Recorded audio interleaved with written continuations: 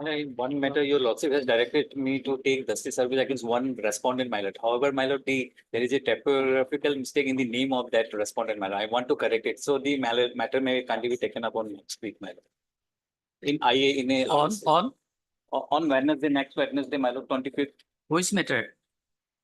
my lord. Which matter? I want to get it listed, my lord. Acha.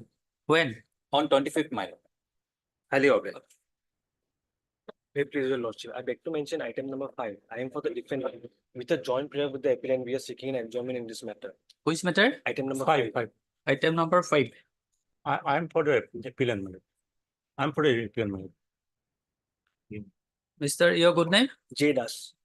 Mr. J. Das, learned counsel appearing on behalf of? Defendants. All the defendants. My respondent, madam. Respondents. I'm for respondent. But your name is not there? Jitendra Das is there on behalf. Solendra Dekka, Yes, on behalf of Joel. appearing on behalf of Mr. Solendra Dekka. With consent from the other side.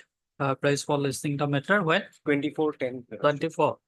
I'm for, my name will be recorded, madam. SK Media for Okay. appealant, madam.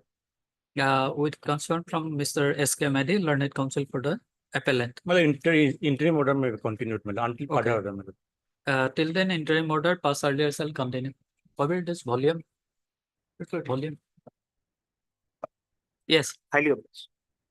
On a prayer for listing of a CRP matter already pending matter on Wait. 25. 25. 25 not possible, so many cases. On 27th.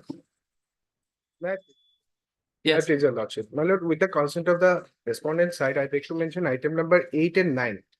There are some difficulties today in conducting the hearing. My lord, can it be taken up after the vacation, my lord? I'm appearing for the respondent.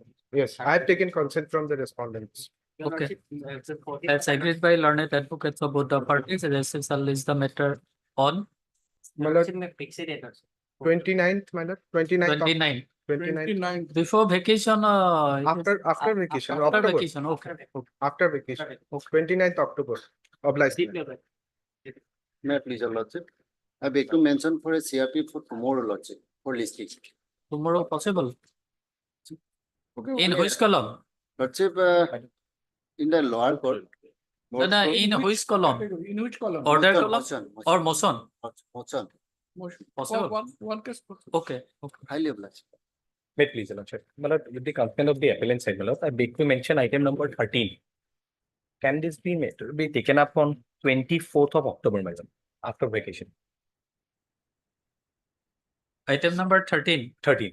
You are appearing on behalf of? I'm for the respondent, madam. I'm for the appellant, ma'am. But your name is? My names are not shown, madam. Lordship, Mr. Your good name? B. Kaushik, madam.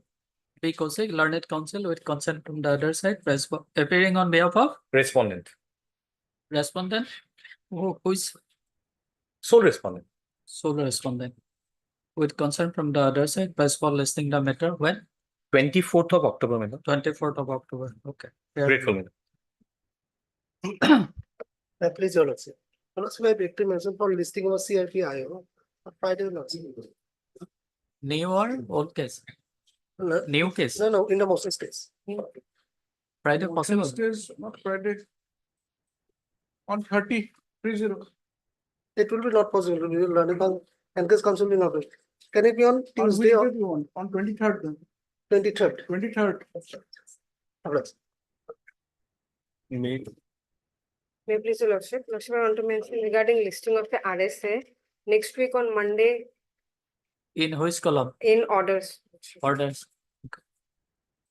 On 23rd. Please. Monday. May it please your lordship, I beg to mention two MFAs of 2017 and 2019. My lord, both of them have not been listed in 3 to 5 years in order section. When? Next week. Okay. Yes. Orders, in orders column, around 30, 30. Much obliged. May I please, your lordship, I beg to mention for listing of one CRPIO motion matter, your lordship, fresh matter on Friday, your lordship, Friday may not be Friday. possible. Monday, 23rd. oblige your lordship. May I please, your lordship, I beg to mention one SAO in for listing lordship in motion column lordship. When? On Friday lordship. Friday not possible. 27th. 23rd. Monday, 23rd, we have already given so many cases on 23rd. 25th. 25th, we already had so many cases. That is not possible on 25th. Take it on 27th, it will reach. Bless. May I please your lordship, I beg to mention item number 1, lordship. For adjournment, lordship. Madam, it is 2003 matter. Actually, engaged counsel PP Borthampur's father is not well, lordship. So he is in his native place, lordship. You inform the other side, I am from the respondent side, lordship. And for the petitioner side. petitioner. Any objection? No, lordship. Your good name? A Hussein, lordship. Ms. A. Hussein, learned counsel, Lordship, date may be fixed, lordship. with concern from the other side, plus for listing the matter on 26 After vacation, not possible before vacation. after vacation. COVID. This is 2003 matter. Okay, lordship. 26th. For vacation, top of the list. 27th, 27. 27. 26th. Friday, Friday, Friday. 27. 26th. Oblige, oblige. 19.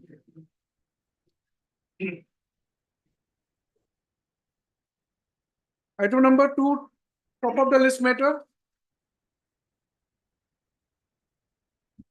Lord, here respondent number 1 has passed away. We have filed the required substitution petition along with the setting as a apparent petition. Lord, it is not on the list. Respondent number 1. heard, Mr.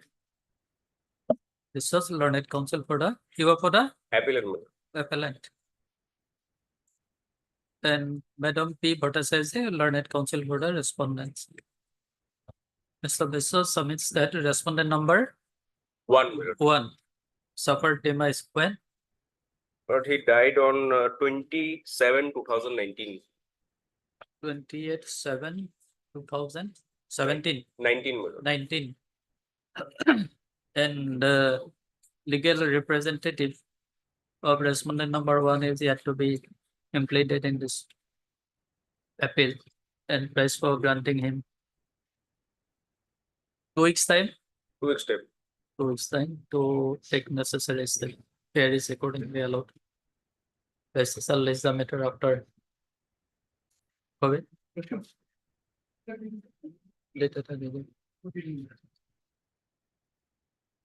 Item for admission, item 3. Much obliged.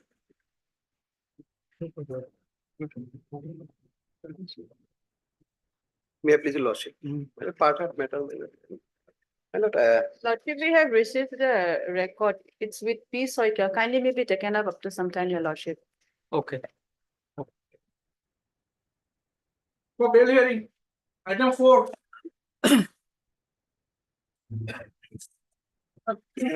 In this case, I have received the voluminous case diary, but I have not properly gone through. I have to talk with the IO also, after some time, or around 12, I will. We need some talk with the IO. Okay. Copy. Made picture tomorrow. Tomorrow, motion day, we have several matters. Today, we'll take it away. Well, If Just I have to otherwise, we can take it away 2 o'clock also. 2 o'clock. 2 o'clock. Okay. Next. For hearing 6 and 7.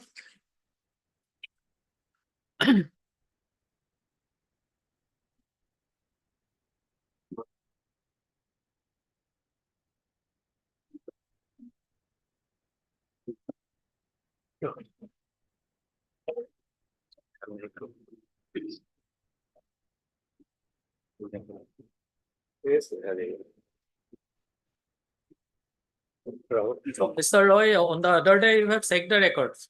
Yes, I have checked it. So the record is available. That is exhibit 14 is available. I've seen 13, 14 are available. Lordship, Lordship will take up the RSS 60 that was Lordship. 60. 60. Yes.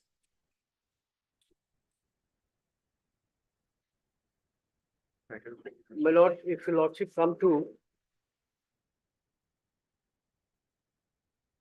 page 31, my lord, the trial court judge, I'll take your lordship the relevant, only one part of the trial court judge, page number 24 is the trial court judgment.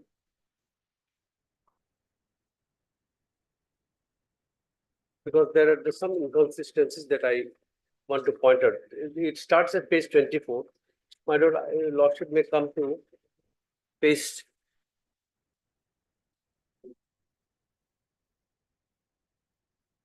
28. I don't read only the relevant part, you know, page 28. Lordship got it. Page number 20. 28.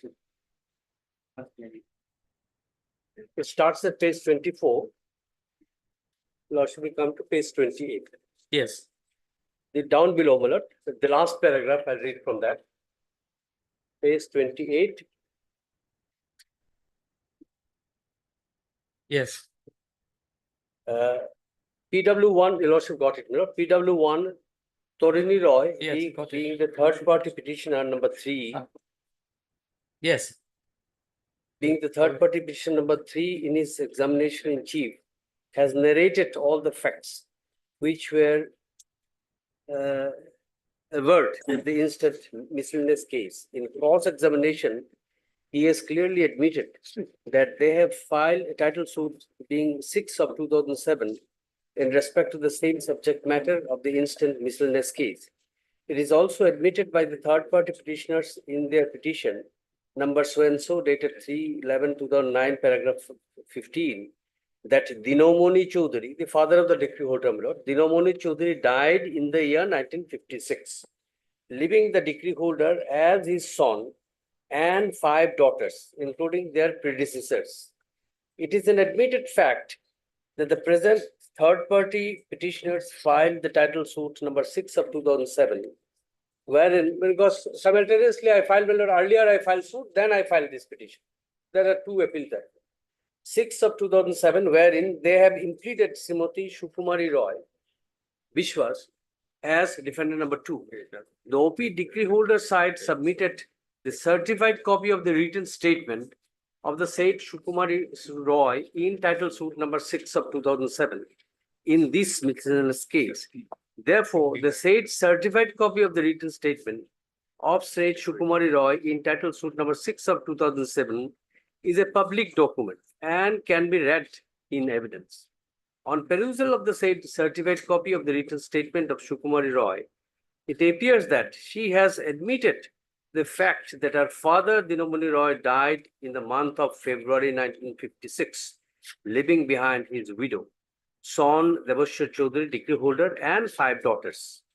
It is also admitted in the said written statement that the widow and the said 5 daughters of Dinomoni Chaudhary executed a registered gift deed number 6390 dated 26/9/62, donating their 6/7 share over the decretal land and other land in favor of their brother Devashya Chaudhary, decree holder. It is also specifically mentioned that at the relevant time of execution and registration of the said gift deed, Shukumari Roy herself was residing in her in-laws' house at village Hasanbad under Jakigon PS, Bangladesh, and her eldest sister Suchitra Bala Bishwas was also residing at her father-in-law's house in village Lamberpur, East Pakistan, now Bangladesh. And accordingly, the said deed was executed on their favor by the lawful attorney, Advocate Brajendra Chandra Dev, son of Vinod Bihari Dev, to execute the said deed of gift on their part. From Exhibit 13 itself, it is clear that Advocate Brajendra Chandra Dev, being the attorney of Suchitra Bala Bishwas and Shukumari Bishwas, acted as an executant on behalf of the said 2 sisters. Therefore, the contention raised by the third-party petitioners that Shukumari Roy and Suchitra Bala Bishwas were fraudulently represented by their attorney, Sri Brajendra Chandra Dev, advocate, appears to be false and incorrect, as is proved from the written statement submitted by defendant number 2, Shukumari Roy, in title suit number 6 of 2007, filed by the present third-party petitioner. It is also clear that Dinamoni Chaudhary, the predecessor of third-party petitioners, died in the month of February 1956. PW1 in his cross-examination has stated that Dinamoni Chaudhary expired in 56. Again, he has also stated that Dinamoni Chaudhary died in February 1966, leaving behind his wife, 1 son, 5 daughters. He has also stated that he knows Sukumari Roy, who has raised plea in written statement that she, along with her sister and mother, had donated their share in favor of decree holder by registered deed number so-and-so dated so-and-so. Since it is admitted by third-party petitioners in the petition itself that Dinamoni Chaudhary died in the year 1956, therefore, the evidence of PW1 that Dinamoni Chaudhary died in February of 66 is misleading and false, and as it appears that he also admits impliedly that Dinamoni Chaudhary died in February 1956. Therefore, upon appreciation of the above evidence and the written statement submitted by Sukumari Roy in title suit number 6 of 2007, it is crystal clear that Sukumari Roy and her elder sister Suchitra Bala Roy were indeed represented by their constituted attorney, Advocate Brajendra Chandra Deb, in the matter of execution of Exhibit 13.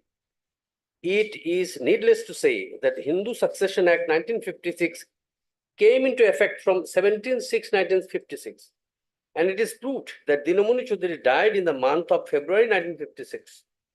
That being the position, the widow and daughters, including the predecessor of third-party petitioners, could not inherit any right, title, interest over the properties left by Dinamoni Chaudhary, as that time Hindu Succession Act 56 did not come into force. On this count itself, it can be conclusively held that all the properties left by Dinamoni Chaudhary were solely inherited by decree holder Deveshwar Chaudhary, and as such, the execution or non-execution of Exhibit 13 by the widow and daughters of Dinamoni Chaudhary in favor of decree holder is immaterial. So, my lord, the trial court did not come to any final determination as regards the execution of the gift deed. Says it is immaterial,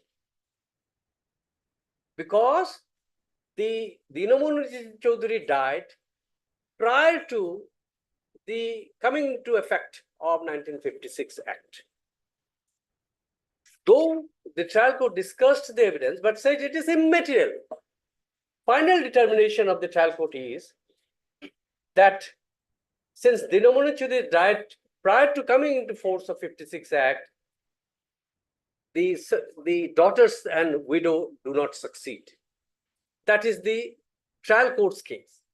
But the appellate court has said, no, even the execution of the gift deed was proper. There is inconsistency in the finding. The trial court, though discussed, but said, no, it is immaterial. It is not material. Final determination, the decrees only with regard to the coming into effect of 1956 Act. Now, my lord, will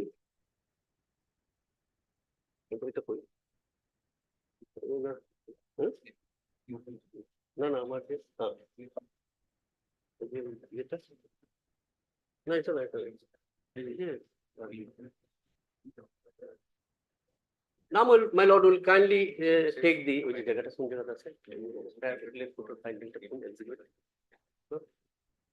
Now, my lord will kindly take up the trial court record that I wanted to read the appellate court judgment, which is sought to be executed. That would be that your lord will find in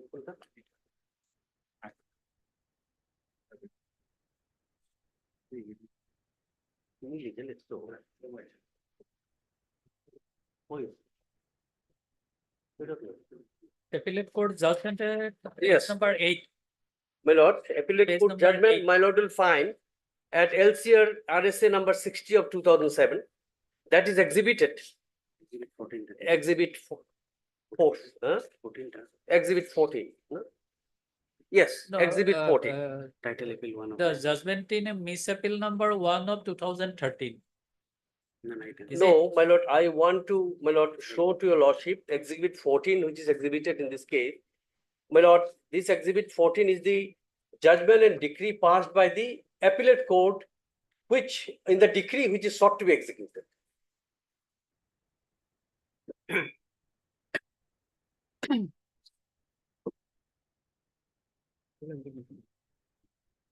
Exhibit 14. In title execution case. Yes, title execution case record.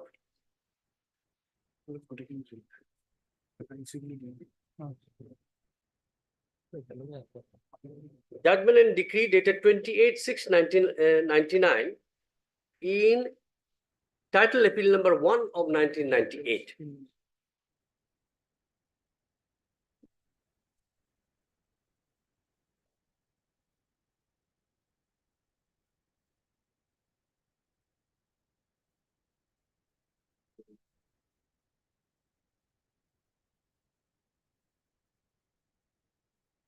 My learned friend has seen it in the other day, my lord.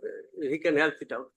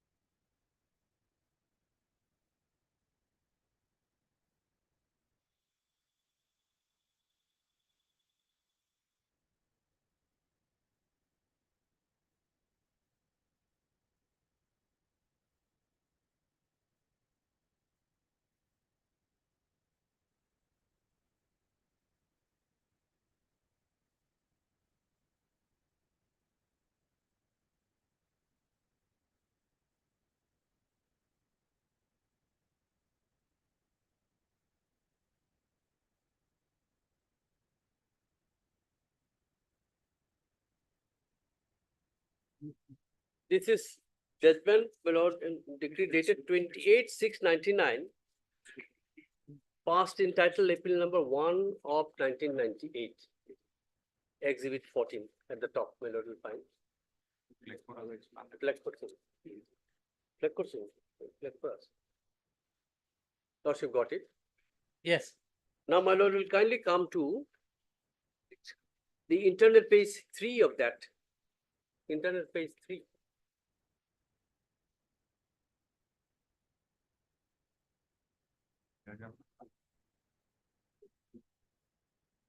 Yes. Lordship got it. The second para. The case of the respondent plaintiff, that is the case of the decree holder. The case of the respondent plaintiff, Deveshwar Chaudhary, for the aforesaid suit inter alia is that first scheduled land measuring 1 kadar 3 poa is part of two kadars of homestead land, the original owner of which was one Nasib Ali, the then resident of Tarkapan village under Karimganj police station. The respondent plaintiff and his father, Dinamoni Chaudhary, were residents of erstwhile East Pakistan, now Bangladesh. There was exchange of properties between respondent plaintiff and his father, Dinamoni Chaudhary, in the one hand, and aforesaid Nasib Ali on the other. They accordingly, the appellant plaintiff and his father, Dinamoni Chaudhary, got whatever landed properties and the house thereon, said Nasib Ali had at Karimganj.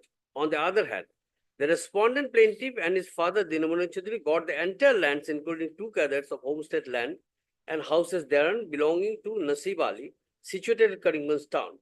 Such exchange of properties was effected by a registered deed of exchange dated 26/4/52, executed by and between respondent plaintiff Deveshwar Chaudhary and his father Dinamoni Chaudhary on the one hand and Nasib Ali on the other.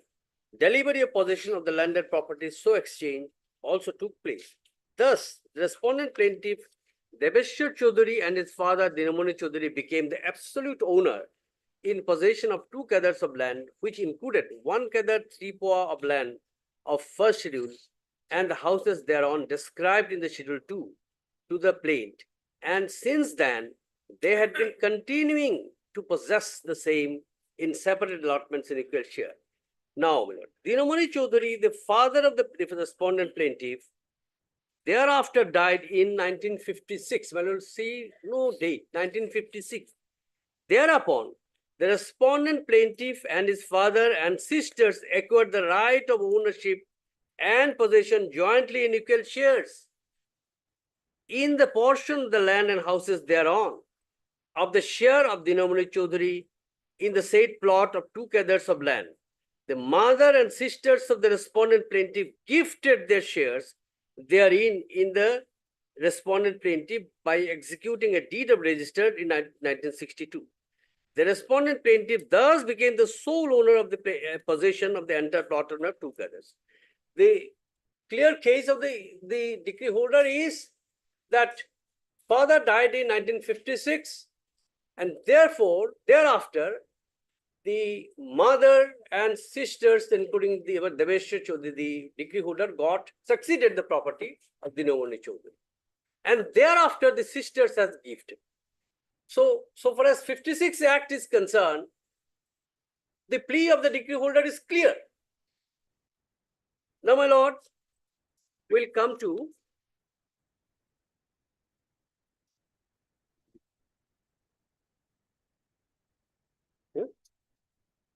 their internal page 30.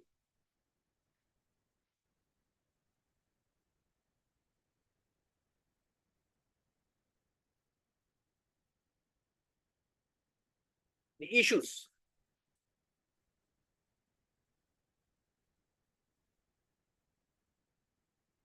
Now, you've got it. Issue number 3 is whether the suit is bad for defect of the parties. Madam will kindly come to page 16. Thereafter, the issue is discussed.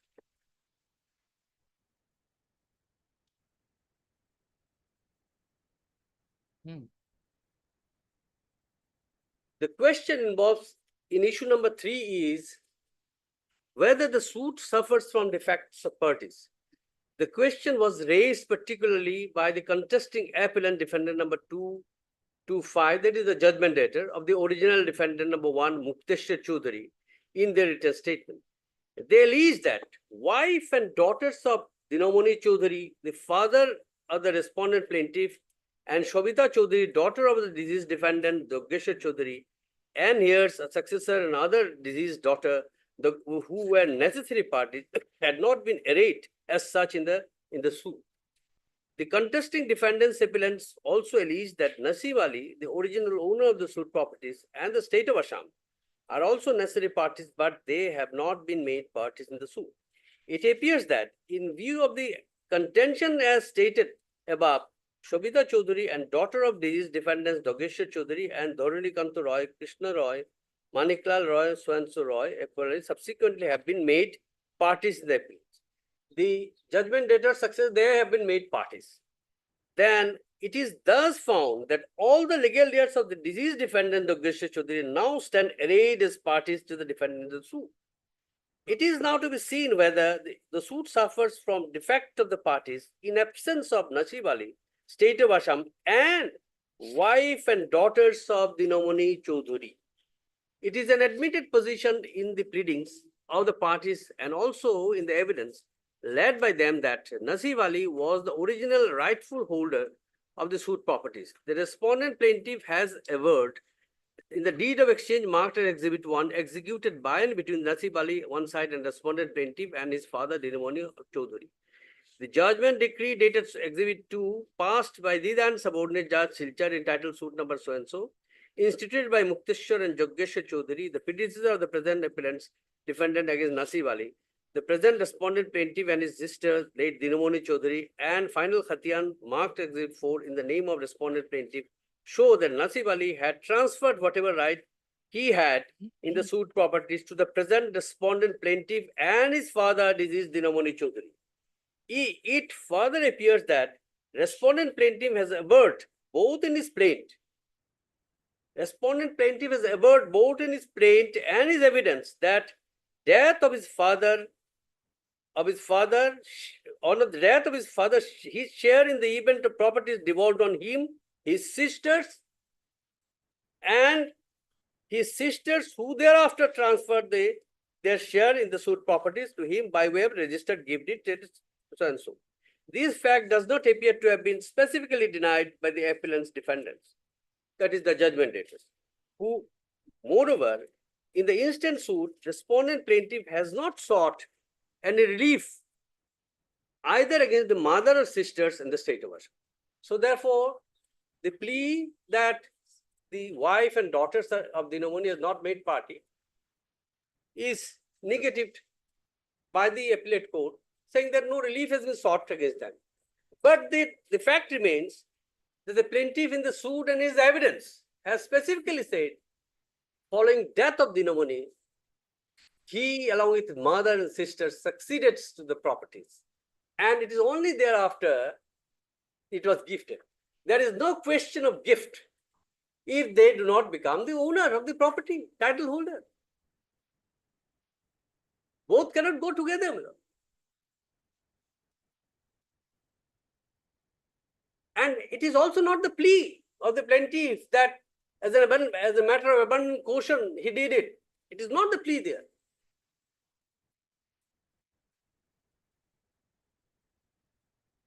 Now, my lord will kindly come to, again, page 19.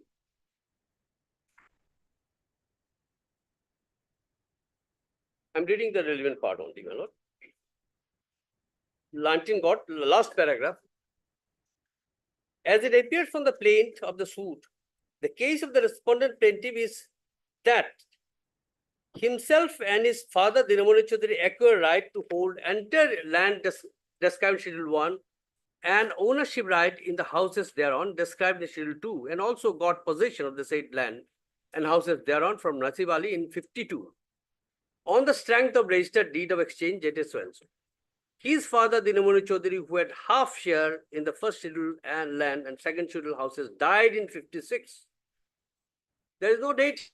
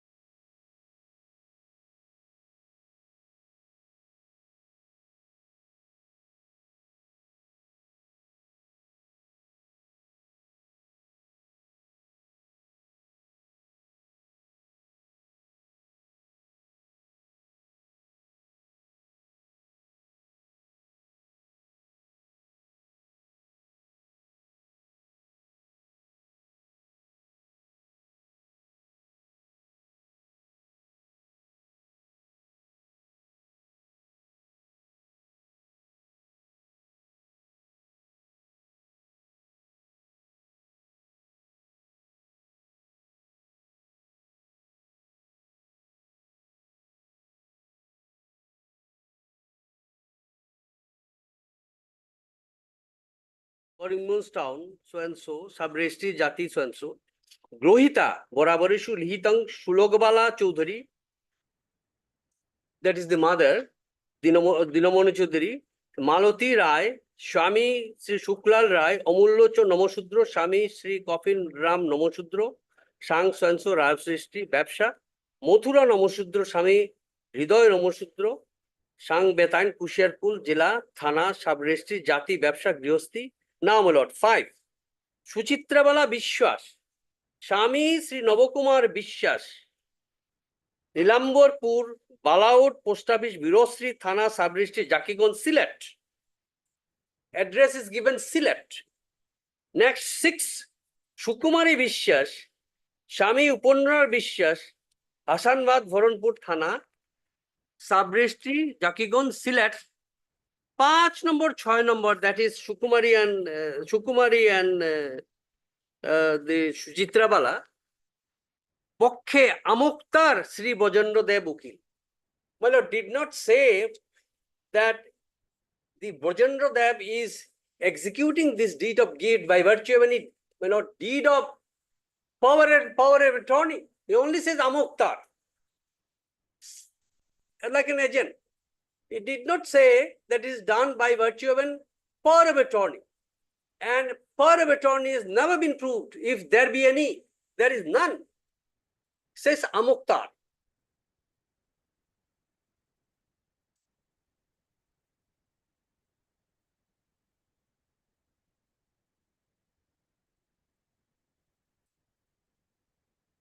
And we have given numerous documents, all exhibited, my lord, showing both of them were all throughout a resident of Karimganj, Silchar. We have given voter list, we have given the permanent residence certificate, we have given the refugee card, but their address is shown at Sylhet, Bangladesh, East Pakistan.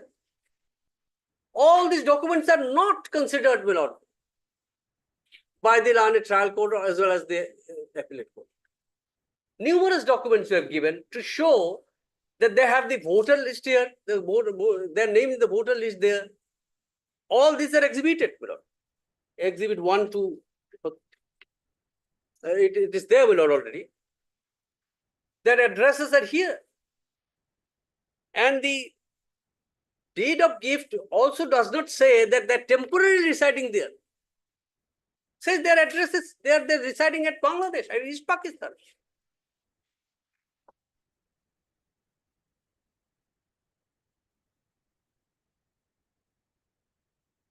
Because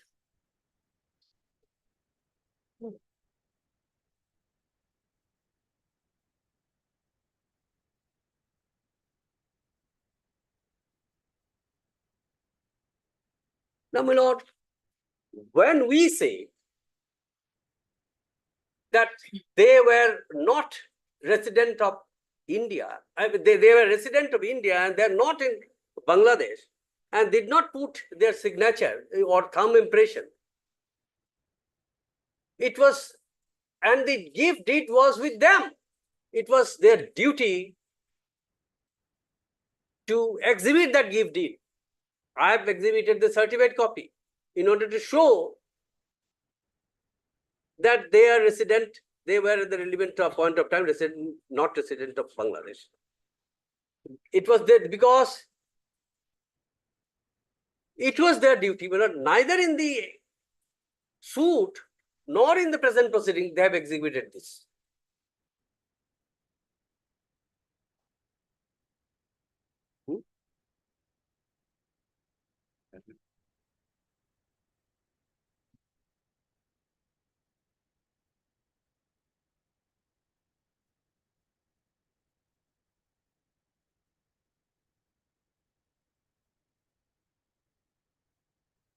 My lord will kindly my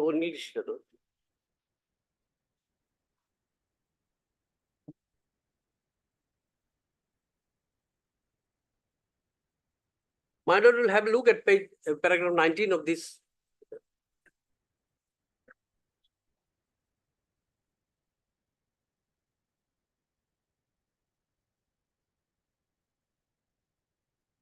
Page para 6 starts, page para 6 first, my lord.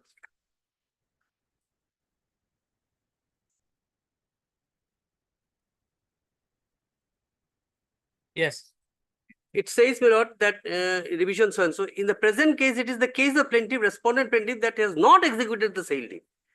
When the plaintiff has taken the plea, they have not executed, therefore, whose burden lies, the Supreme Court, my lord. Para 10, my lord, will kindly see. Pleading is not evidence, far less proof.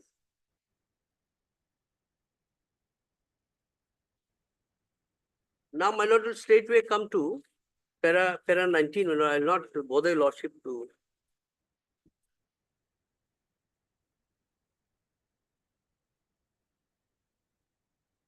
There is the section 111 of the Evidence Act was also discussed here. There is yet another aspect of the matter which show that, borne in mind, a distinction exists between the burden of proof and honors of proof. Paragraph 19. The right to begin follows the honors probandi. It assumes importance in the case stage.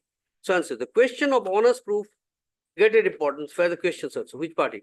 Burden of proof is used in 3 ways: to indicate the duty to bring forward the evidence in support of the proposition at the beginning, to make that the establishing proposition so and so, and indiscriminate use of the so and so.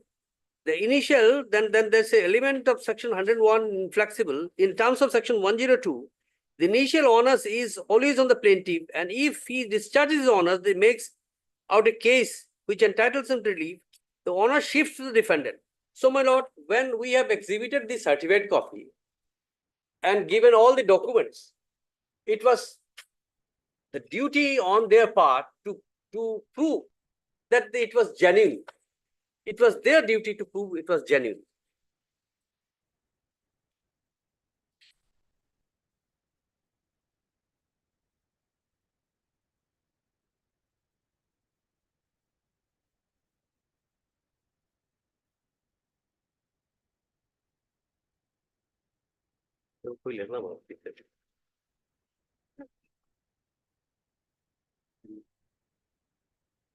My lord, even otherwise, supposing, my lord, the Dinamono Chidri died prior to 1956, came into force in June 1956. My lord, the mother, the other day I've given your lordship the copy of the 1937 Act. It should be on record, my lord. If not, I can give your lordship another copy. Lordship got it, my lord. Yes. 56 Act is a succession act. My lord will kindly come to section 3.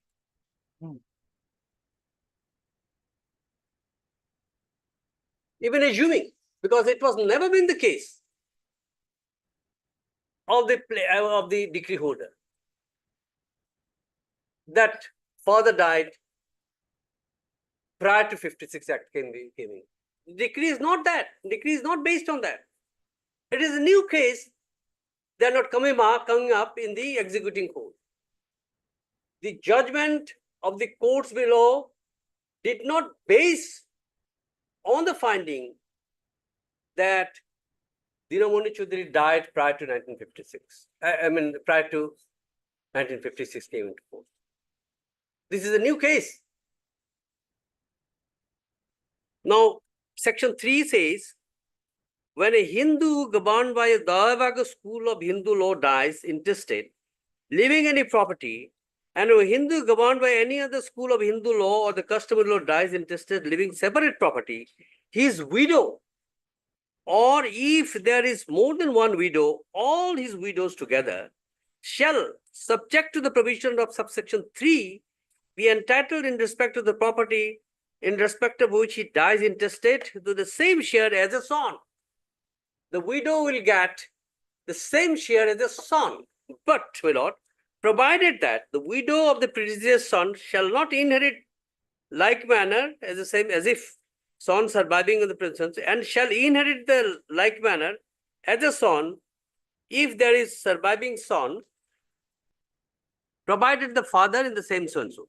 When a Hindu governed by a school of Hindu law Other than Dvayabaga, customary law having the same effect, Hindu property, his widow shall subject to the any intestate devolving on the Hindu widow under the provision of this shall be limited interest known as Hindu widow's estate, provided, however, that she shall have the same right of claiming partitions and so. So the right is limited.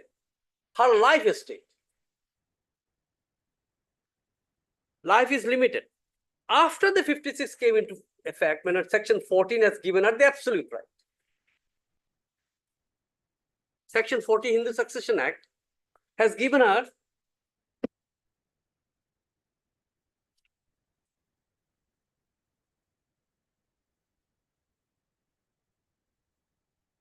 section 14.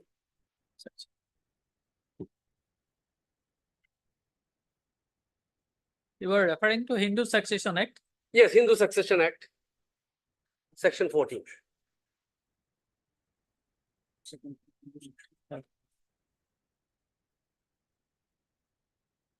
Lordship got it. Yes.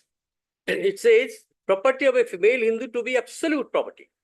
Any property diseased, any property possessed by a female Hindu, whether acquired before or after the commencement of the act, shall be held as her full owner thereof and not as limited owner.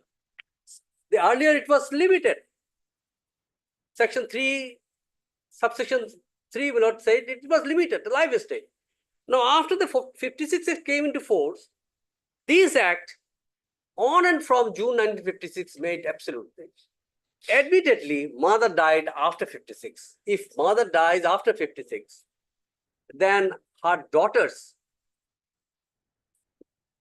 the decree holder sister, like this brother, inherits. We are successor interest of the daughters.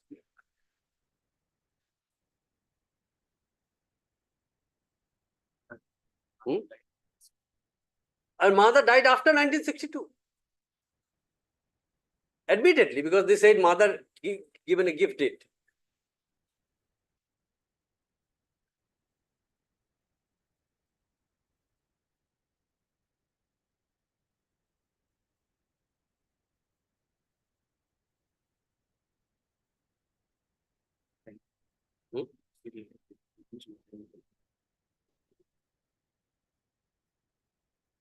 This is discussed, my lord, in 2022 11 520.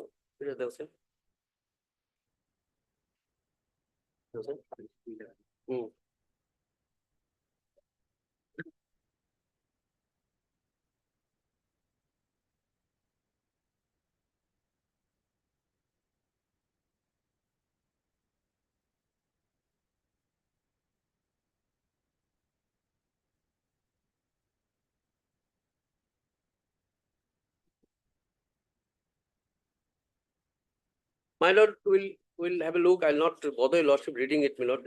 Para 71 and 72 says about this. Paragraph 71 and para 72.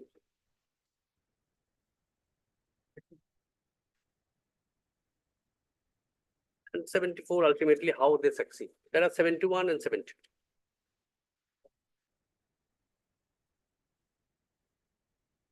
Yes. Lordship got it, my lord. Lordship, I'll not bother lordship reading it, my lord, before lordship once again and again.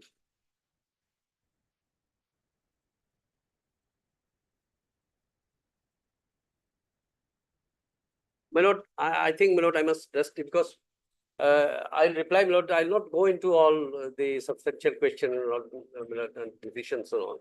Let my learned friend, my lord, reply, then I'll.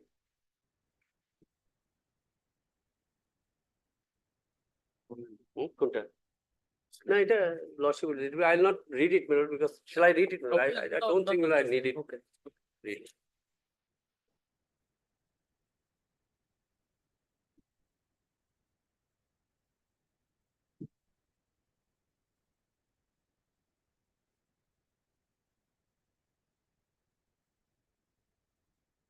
এর কাগজ দেখো লেখো লেখো লেখো একটা করে লেখো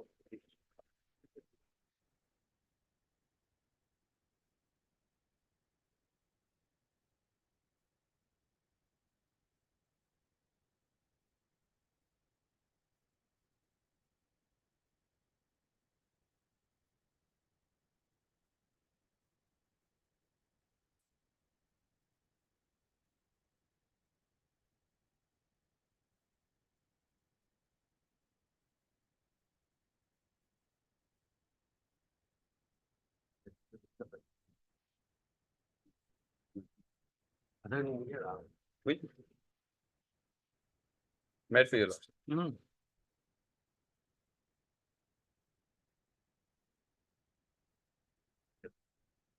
My lord, as your lordship has seen, my lord, my learned friend has argued in detail. I will not take your lordship to the detailed facts. The suit originally filed by the present respondents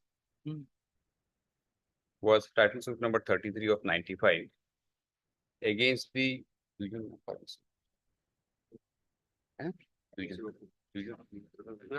two permissive occupiers, my lord. Suit was title suit number 33 of 95, which was decreed, and for execution of which decree, my lord, we have filed the present execution case, was against two permissive occupiers in the suit property. Admittedly, though they were permissive occupiers. That suit was decreed on 20th of January 1998. And if necessary, my lord, I'll give you just a gist of this in writing. Lordship need not.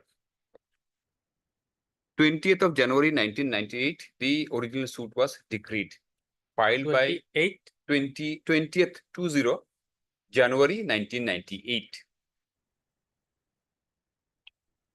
Yes. This suit was filed by us for eviction of two persons who were occupying, according to the decree holder, as permissive occupier. Suit was decreed on 20th of January 1998.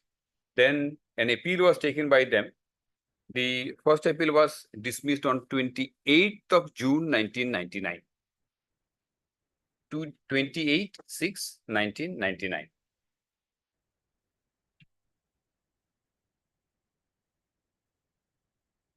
Then a regular second appeal was filed before this honorable court, being RSA number 104 of 1999.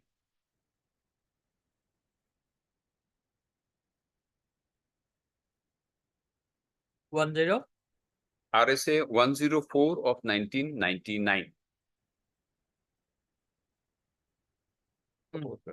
Take it.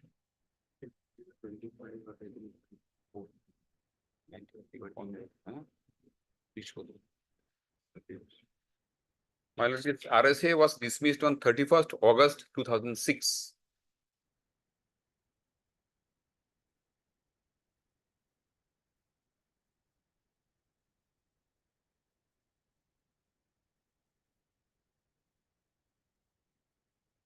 My lord, this decree which we have obtained in 1998 of a suit filed in 1995. Now, 85. I'm told that this suit was originally filed in 1985. Yes, sir. So from 85, I am fighting to evict these two permissive occupiers. And possibly decree was passed in 98, suit is of 1985. So from 85, 15 years, then 25 years, 30, 40 years, man.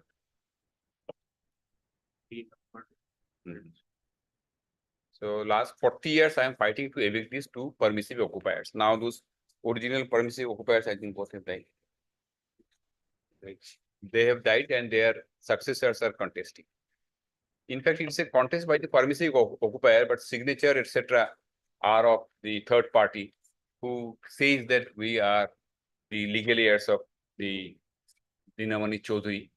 But in fact, my lord, on ground, our clients are only all females, and they are being troubled to the extent possible by the sons particularly, and one particular son I will name him, my lord. They are troubling these female members of my lord, our client, my lord, to the extent possible. I'll indicate later on, my lord. And they are, my lord, requesting repeatedly for early disposal of the case. This is the ground reality. These permissive occupiers are fighting the original third party persons who are apparently, my lord, trying to oppose the execution of the decree are none is residing in the periphery of the suit land. They are elsewhere, settled.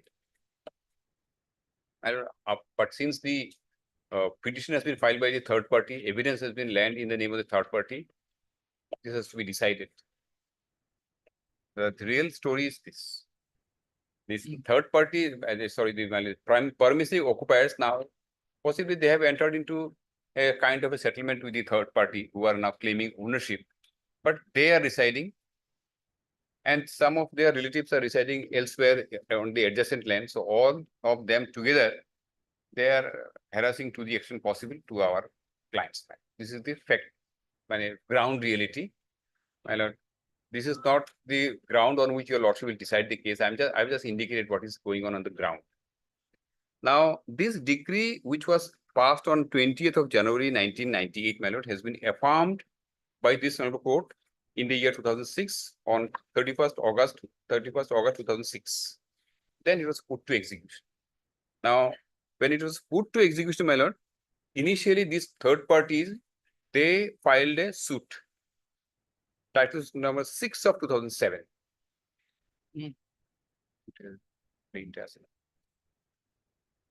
Challenging, my lord, 6 of 2007, challenging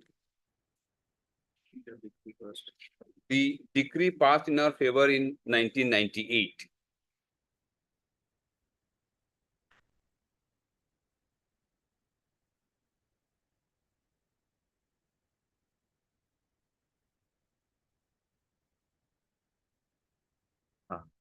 And there are several 5-6 pairs are there, but basically it is a suit filed by them. That is number 6 of 2007, challenging the decree passed by the trial court and subsequent, my lord, affirmation in the first appeal and the second appeal. And apart from that, since they say that the present respondent predecessor being claiming through the son is also a shareholder, so they have basically filed a suit for declaration of their title to a certain 3/10, and they have prayed for preliminary decree also, since it will be a partition in case the suit is allowed. Thereafter, my lord, during the pendency of this suit, they have filed an application which will be under Order 21, Rule 99. Challenging same again the decree passed by the trial court, which I have put to execution. And that was filed on the ground. In both the cases, my lord, the ground taken is that the gift deed of 1962 in favor of the predecessor of the present respondents, my lord, that is the son of Dinamani Chaudhary, by Dinamani Chaudhary's wife and daughters, is a fraudulent document. That is the basic contention, my lord. Because in the title suit which we filed against the permissive occupiers, there, my lord, we prayed for declaration of title and recovery of possession on the ground that we have title over the land and the houses on the basis of a gift deed. I'll come to that 1937 Act, then Hindu Succession Act a little later, my lord. I'm just giving the facts, my lord. So when the suit was filed first in point of time, thereafter Order 21, Rule 99 was passed, filed. Now, if your lordship goes to this, if your lordship kindly takes Order 21, Rule 101, my lord.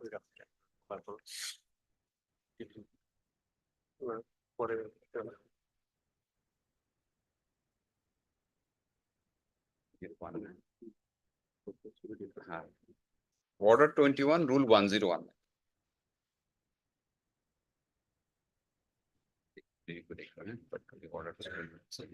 Yes. And I'm just reading it, my lord. Order 21, Rule 101, my lord. All questions, including questions relating to right, title, or interest in the property arising between the parties to a proceeding on an application under Rule 97 or Rule 99, or their representatives and relevant to the adjudication of the application, shall be determined by the court dealing with the application, and not by a separate suit. And for this purpose, the court shall, notwithstanding anything to the contrary, contained in any other law for the time being in force be deemed to have jurisdiction to decide such questions. So in this case, well, during the pendency of the suit, possibly they realized and they filed an application under Order 21, Rule 99. Therefore, my lord, 97. the suit was dismissed on the ground that no separate suit will lie. Because, my lord, the application under Order 21, Rule 99, my lord, which was filed by them, was tried first and decided first after taking evidence and after hearing the parties.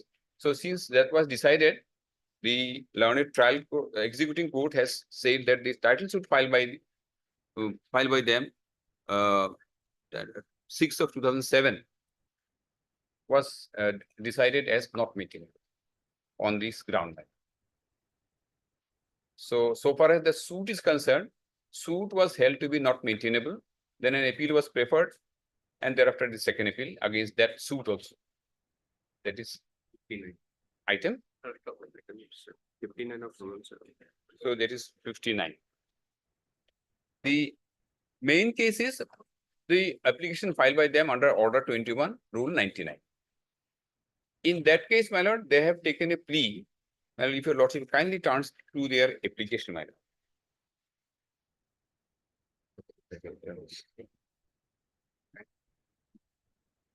Page number 60, my lord. In the RSA 60, my lord, lordship will find their application.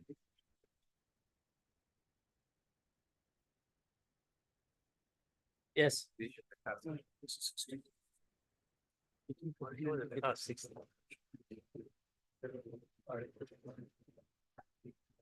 Yes. My lord, page number, page number. My lord, in the RSA possibly they have annexed this application and pagination is not there in the. If your lordship goes to their application, my lord, under Order 21, Rule 97, which was registered as a miss case number 85 of 2011. That is the basis of their application. Page number? Miss case number 85 of 2011. It is 31 of the memo of appeal. Page 31, Lordship Mechanic. 31. Hmm? Yes. My lord, here, Lordship will find this is their case, madam.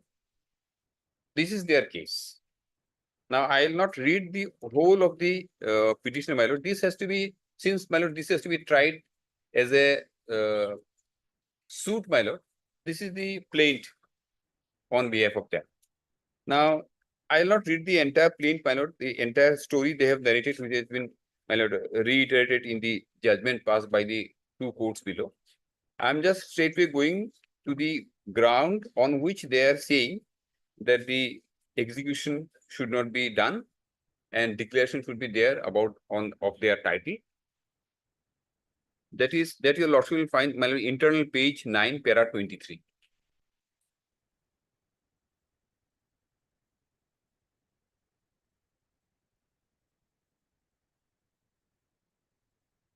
Yes. Now, para 23, they say the decree holder of the instant title execution stated in the said title suit number 39 of 84 that the share of his mother and 5 sisters in the first scheduled land of the said suit were donated by them in favor of him, decree holder of this instant case, by its so-called registered document number 6390 dated 26/9/1962, registered in the office of Karimganj, that in the said so-called deed of gift, it was stated that Suchitra Bala Biswas, mother of petition number 1 of this petition, Sukumari Biswas, sister of decree holder who was the resident of so while East Pakistan and present Bangladesh, respectively, represented by their attorney Sri Bajendra Chandra Dev, advocate Karimganj, that at the time of alleged execution and registration of alleged gift deed number so registered in the office of SR Karimganj Suchitra Bala Biswas, mother of petition number 1 of this petition, and Sukumari Roy, since deceased, sister of decree holder, were the citizen of India. So from the aforesaid facts of the alleged gift deed, it is crystal clear that aforesaid gift deed number so-and-so dated so-and-so is nothing but a collusive, illegal, fraudulent, baseless, inoperative, ab initio void, and the same was not signed by the executants of the said alleged gift deed, that is proper persons. The alleged power of attorney mentioned in the alleged deed number so-and-so dated so-and-so is also collusive one, and the same was not signed and executed by Suchitra Bala Roy, Suchitra Bala Biswas and Srimati Sukumari Roy since deceased, and the alleged power of attorney as averted in the aforementioned document number so-and-so dated so-and-so is the illegal, collusive, baseless and fraudulent and ab initio void. The said Suchitra Bala Roy, Suchitra Bala Biswas and Sukumari Roy since deceased never executed any such power of attorney as averted in the, should be as averred manner in the alleged document number so-and-so, and as such petitioners have reason to believe that no such deed being gift deed number so-and-so was executed and registered, that by the said alleged gift deed no handover or taking over possession of the land was made. And then these are the two paragraphs basically where they say, my lord. And then next paragraph also about the decree, they say that the decree holder of the incident case with a view to grab the properties of his sisters, that is predecessors of petitioners of this petition, and Ranjit Roy and others, alleging false and concocted averment and in collusion with his gang miscreants persons, filed title suit number so-and-so, which was subsequently renumbered being title suit number so-and-so, and thereafter again renumbered as so-and-so. It's a suit of 1984 actually, and obtained fraudulent judgment and decree dated 20th of January 1998 and 27th of January 1988 respectively, keeping the learned court of civil judge senior division Karimganj in dark, and subsequently fraudulently obtained judgment and decree so in title appeal from the district judge Karimganj, and also obtained judgment in decree so from the Honorable High Court, Assam, Guwahati, White RSA number 104 of 1999, and subsequently filed the instant execution case and trying to create disturbance in the use, occupation and possession of the petitioners of this petition and see so of their license. C. These are the grounds. They say the gift deed is fraudulent. Para 23. And then para 24, they say the power of attorney is also a collusive document.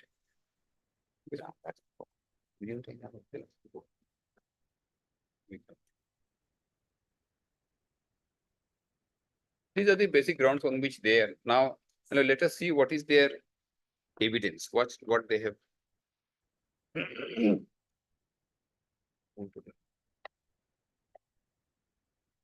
Evidence.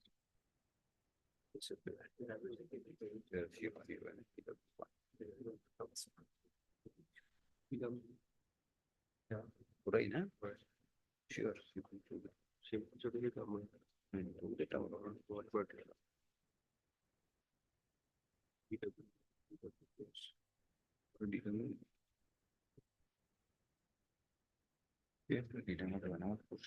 They are petitioning here.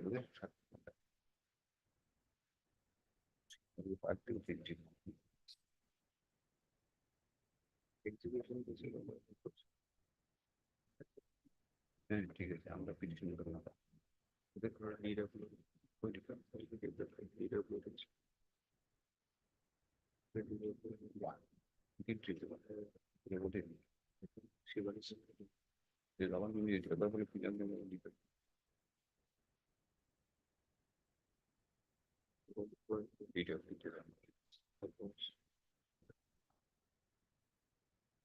Hello, I'll be referring to their oral evidence. We'll find out the evidence. It's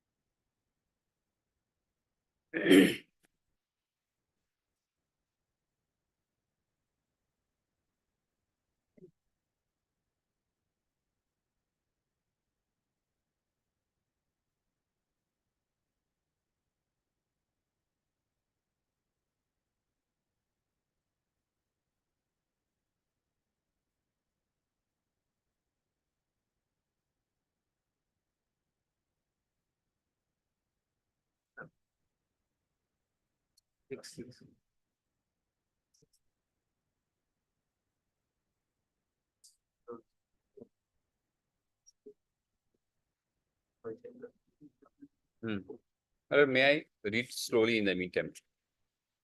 The the appellant before your lordship here, Srimati Roma Roy, who is the first petitioner, madam.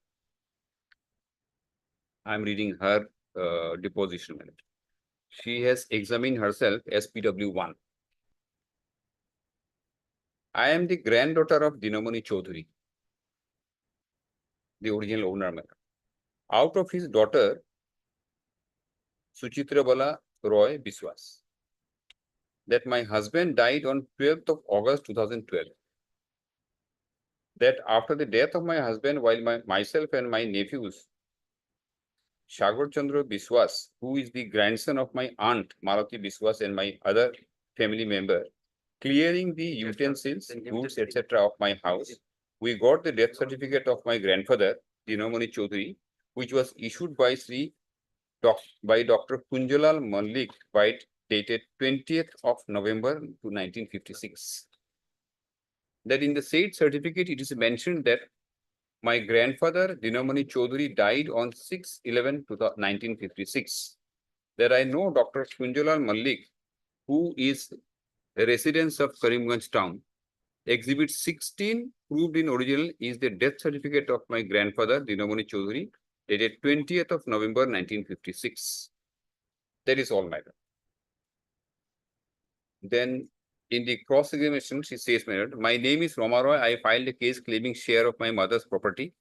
Sagar, Dharani, Tarani, and myself filed a case. I have got one son who is married, and his son also got married recently. Today, I have been brought to this court by Kokon, the son of my maternal uncle's sister, Sitarani Namashudra Roy.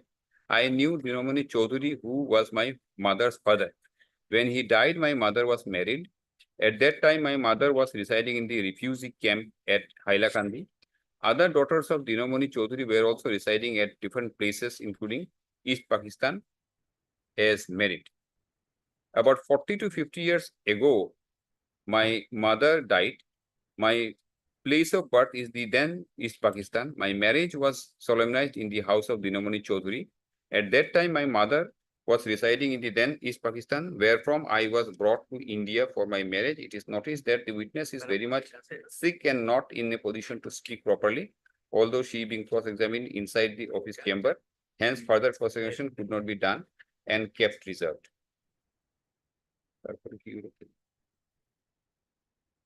Then, madam, next I am reading deposition of PW2 is Sagar Chandra Biswas. I see so-and-so, Sagar Chandra Biswas, age is about 40 years, etc., etc. I am the great grandson of Dinamani Chaudhary. My grandmother, Maruti Biswas, is the daughter of Dinamani Chaudhary. My grandmother died, leaving my mother, Mintu Biswas, being her sole heir and successor. I am the sole son of mother, Mintu Biswas. My mother, Mintu Biswas, died about 17 years ago. That my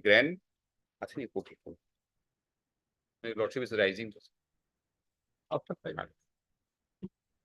That my grandmother, After 5 minutes.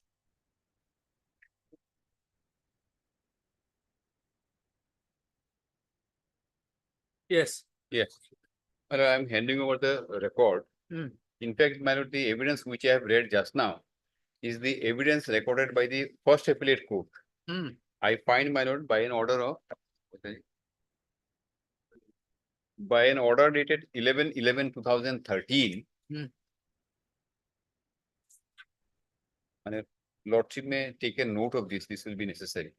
By an order dated 11/11/2013, before the appellate court, my lord, 11/11/2013.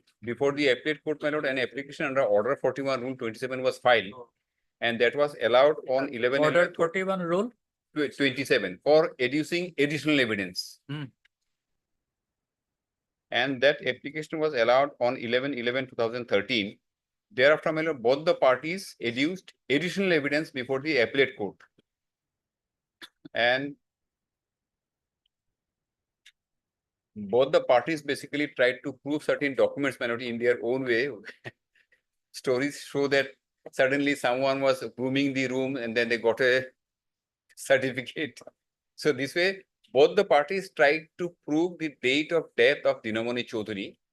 And parties were under an impression that if the date of death takes place after the date on which the Hindu Succession Act came into force, case will be different. If he died before the act came into force, the case will be different. That was the understanding of the parties. Somehow they have adduced evidence before the appellate court. So the oral evidence which I have just now read, now I find, my lord, I am wrong, my lord.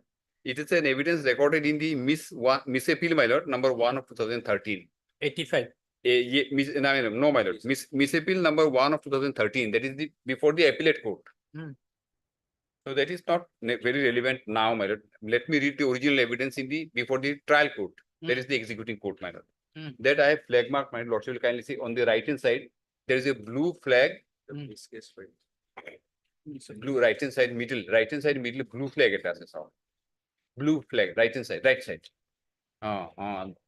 Green flag. Green flag. Green flag. Green flag. Green. I'm sorry, but green. Well,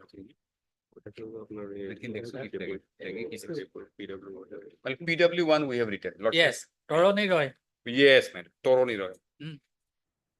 Toroni Roy is PW1 before the executing court, my lord.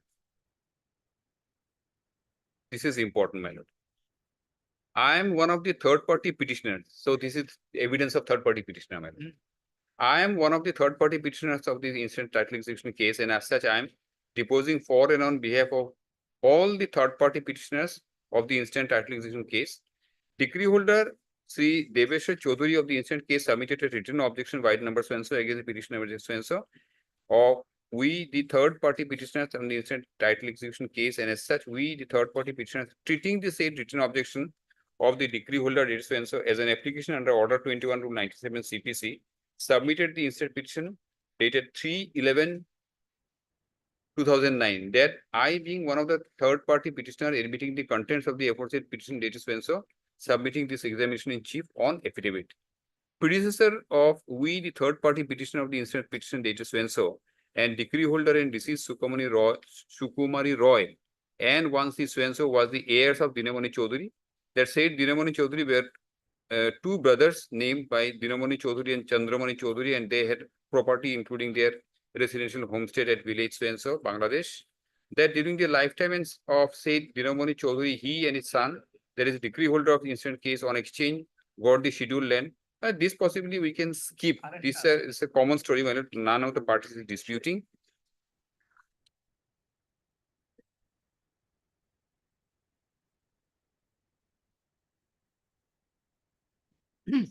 They are just giving the background story.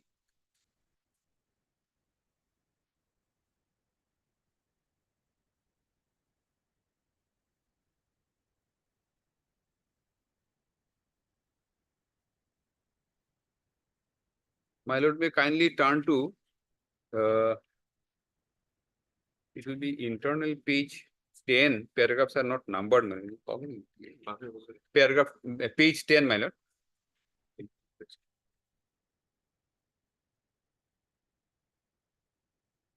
Yes. The second paragraph, my lord, sub-para, that decree holder. Yes. My lord. That decree holder of the instant title execution case in the state title suit number so-and-so stated that share of his mother and 5 sisters in the first scheduled land of the said suit were donated by them in favor of him by document number so-and-so dated 26/9/1962, registered in the office of Sub-Registrar Karimganj, that in the said so-called deed of gift, it was stated that Suchitra Bala Biswas, mother of petition number 1 of petition so-and-so, and another sister Devashi Chaudhary, decree holder of this case, were the resident of Nilam Borpur, etc., my lord, East Pakistan, at present Bangladesh, respectively, represented by their attorney Sri Brojenjo Chandra Dev so-and-so, that at the time of alleged execution of and registration of aforesaid gift deed number so-and-so, registered in the office of so-and-so, mother of petition number 1 of this petition and Sukumari Roy were the citizen of India, and as such, the alleged gift deed number so-and-so, dated so-and-so, is nothing but a collusive, fraudulent, baseless, inoperative, and ab initio void. That from the aforesaid fact, it is crystal clear that the alleged power of attorney, as mentioned in the alleged gift deed number so-and-so, is also collusive one and the same, was also not signed by Suchitra Roy at alias Suchitra Bala Biswas, mother of petition number 1 of our petition dated so-and-so, and Srimati Sukumari Roy. From the aforesaid facts, it is crystal clear that there was no handover, or this is a ditto reflection of what they have stated in the petition which I have read just now, and nothing else. And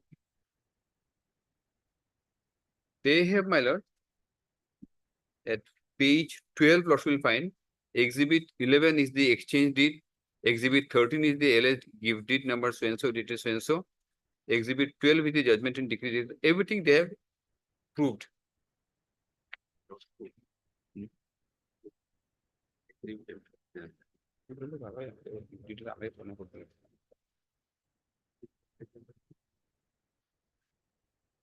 My lord, what I am saying is, my lord, they have mentioned in their petition that the gift deed is fraudulent and the power of attorney based on which 2 of the, my lord, donors signed there is also collusive. It is their contention, my lord.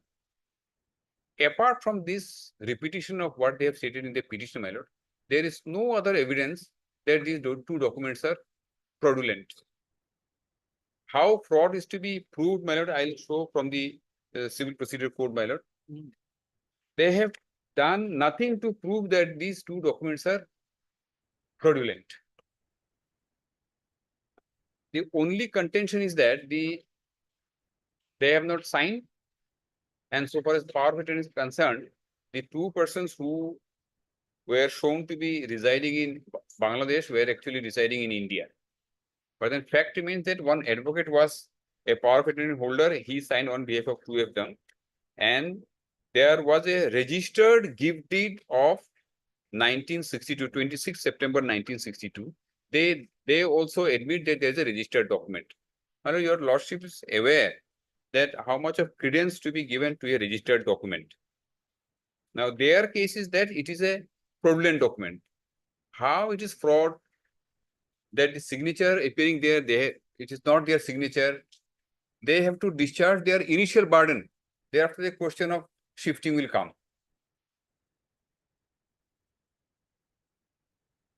I'll come to the provisions of the Evidence Act a little later, my lord. Then there is a cross-examination also. My lord, since there is nothing in the evidence to show how the 2 documents are fraudulent, cross-examination, my lord, it's not very legible here, my lord. May not be very relevant. PW2 was also examined.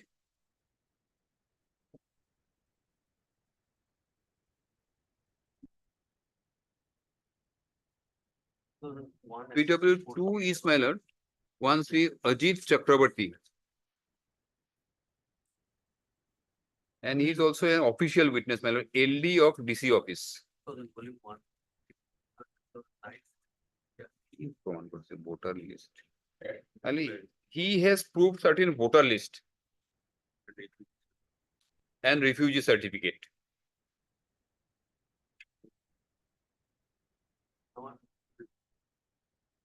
Then comes, my lord, PW3, which is very important.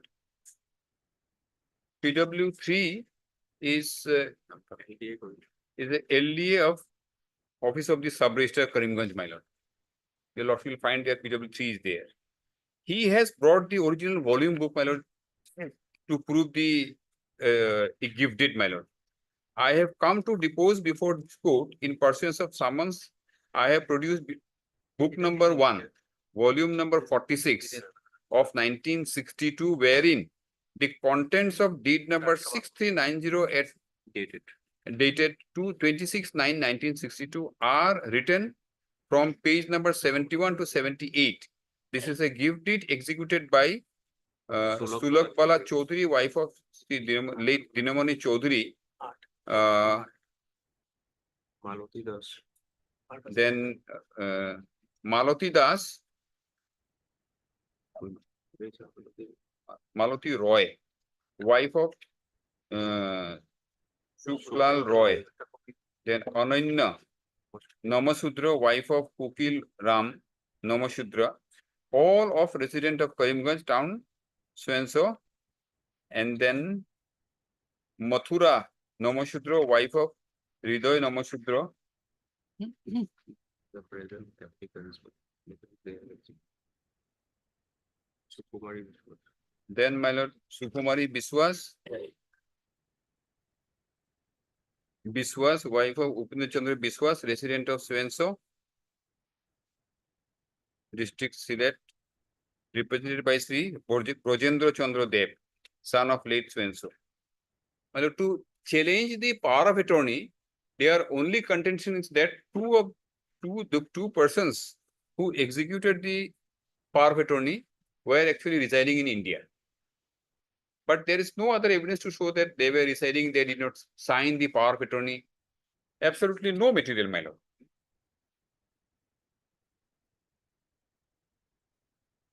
My lord will kindly, for the moment, take the civil procedure code. My lord, I'm referring to one provision, my lord. Civil CPC.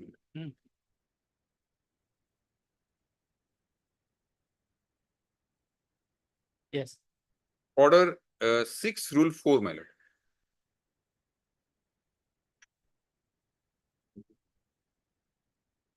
Yes. Particulars to be given where necessary. In all cases, Lord, please go. Got it. In all cases in which the party pleading relies on any misrepresentation, fraud, breach of trust, willful default, or undue influence, and in all other cases in which particulars may be necessary beyond such as are exemplified in the forms aforesaid. Particulars with dates and items, if necessary, shall be stated in the pleading. In the pleading, I have just now read, my lord, apart from a statement that this is void, fraudulent, nothing is there, my lord. No particulars. On what basis they are saying this is fraudulent? There may be some reason based on which they want to say that these two documents are fraudulent. But in terms of the requirement of Civil Procedure Code, particularly, my lord, with regard to pleading, in Order 6, Rule 4, there is a clear requirement of giving the particulars based on which they want to say that the document is fraudulent.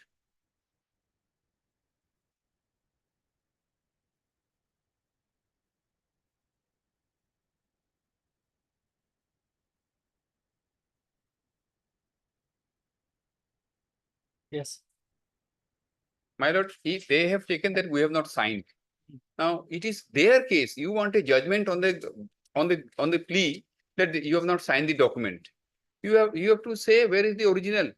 You have to file an application. Civil Procedure Court has got provision to direct the person who is who has the custody of that document to produce that document so as to test through expert opinion or otherwise. My court also sometimes has power under the provisions of law, my lord, to test the genuineness of the document, signature, etc.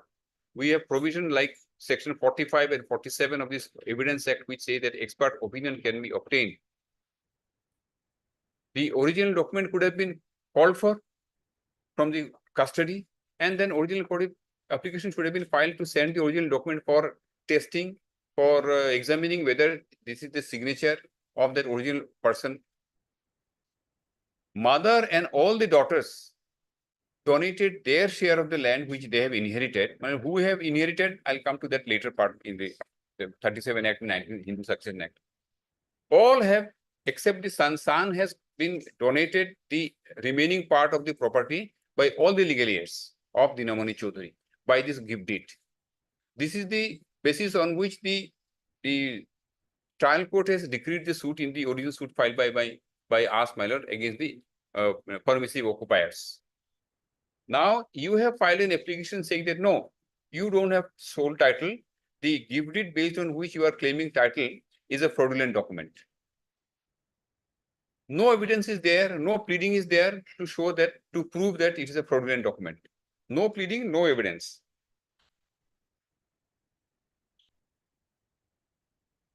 Okay.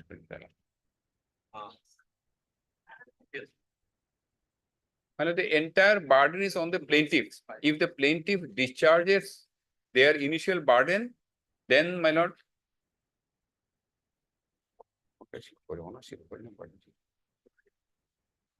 The initial, my lord, the evidence, law of evidence says onus always remains with the person who is alleging, but burden shifts.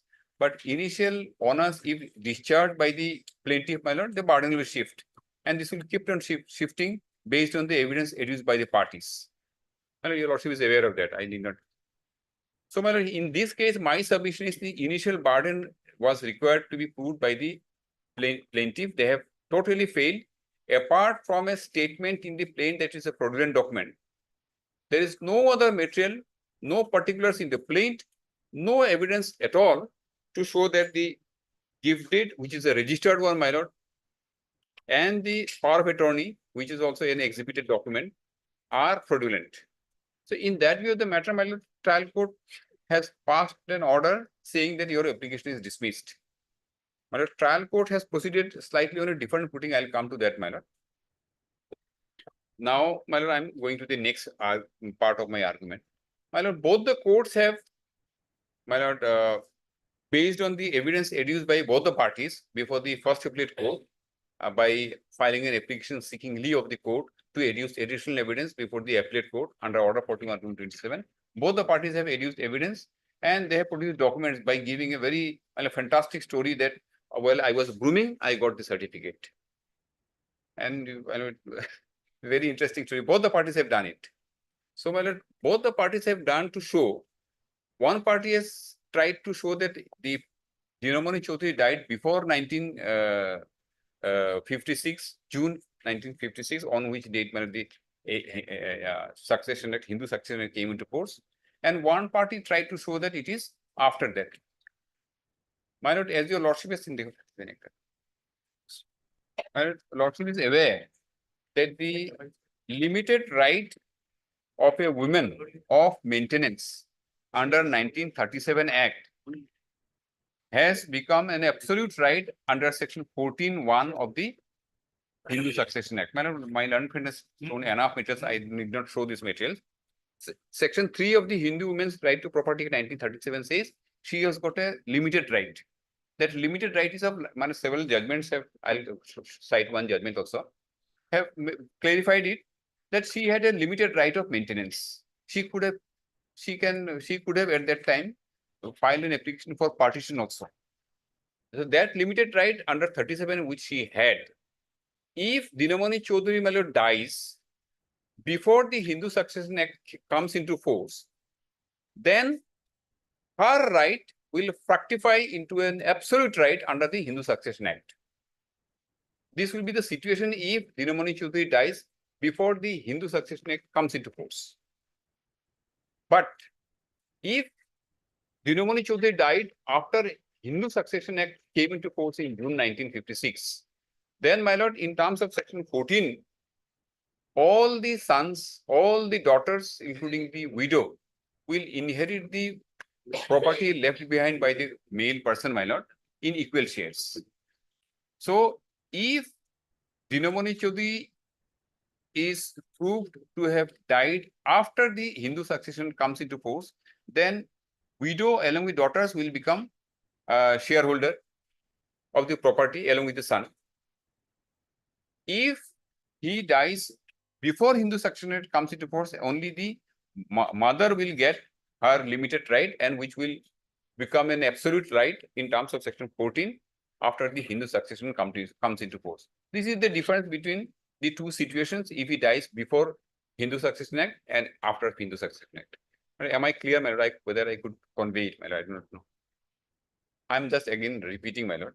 No, not necessarily. I should not repeat, my lord. Now, my lord, in this case, although both the parties have tried, the learned court of my lord, first trial court as well as the appellate court has labored so much to find out when he died. Based on that, a finding is recorded in my humble submission, my lord. That finding is not correct by both the courts. The reason is very simple, my lord. The first appellate court, I am just showing, my lord, why it is not correct. First appellate court has come to a finding like this, my lord.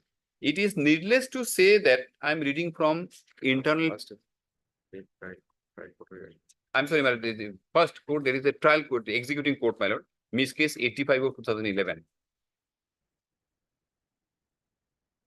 I'm just reading a portion, my lord,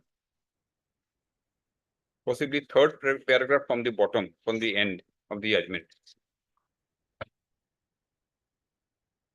My lord, there is one paragraph, my lord, lordship is saying the third paragraph from bottom, that is, it is the admitted fact. Lordship has got, my lord. Which judgment, 85? Yes, my lord, 85. Miss case 85. This is title execution 03. In title execution case number 3 of 2007. Yes, miss case number 85 of 11. Lordship has got, my lord. Yes. My lord, last part of the judgment, lordship will find the third paragraph from the bottom.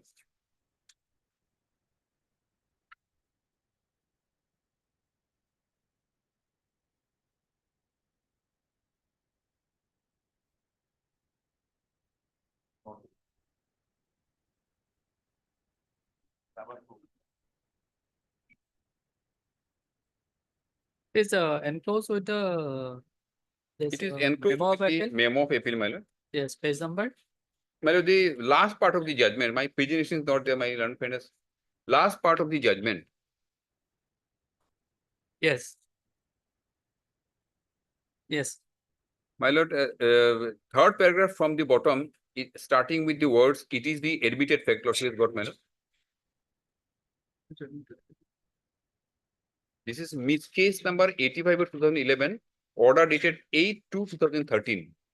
This is Yes. yes. Now, lordship will kindly go to the last part, my lord. The internal page number 7.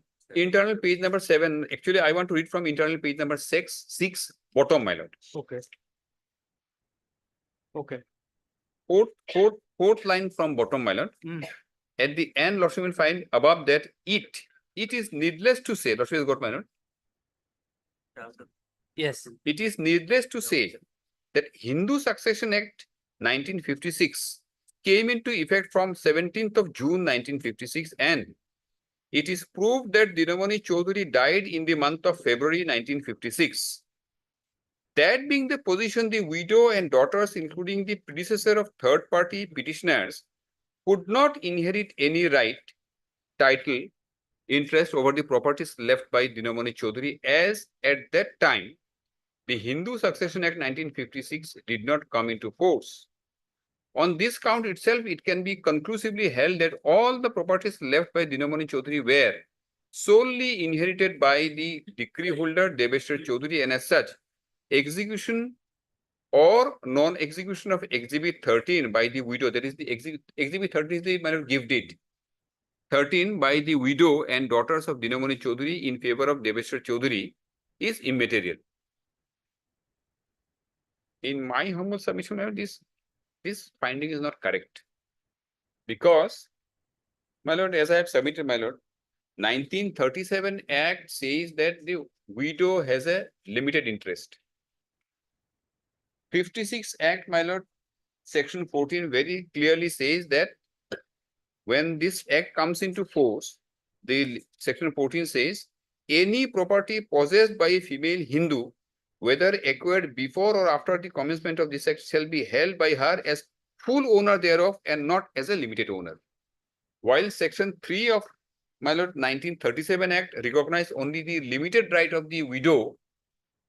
The 56 Act, my lord, has made her a full owner of her share.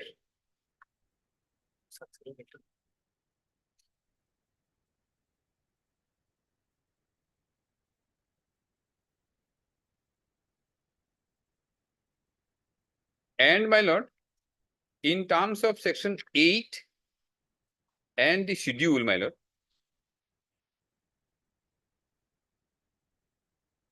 in terms of section 8 of 1956 Act and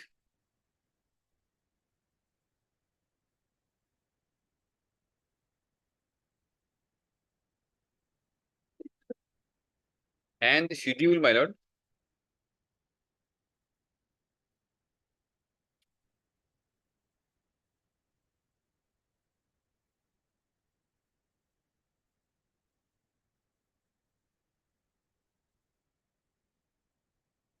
schedule will be, my lord, at the end of the act, my lord. Schedule, lordship will see, my lord, heirs in class 1 and class 2. Class 1, son, daughter, widow. So son, daughter, widow, rest we can just forget, my lord. So son, daughter and widow, all are class 1 legal heir. Lordship will see, my lord. Now, if your lordship turns to section 8 of the Hindu Succession Act, my lord,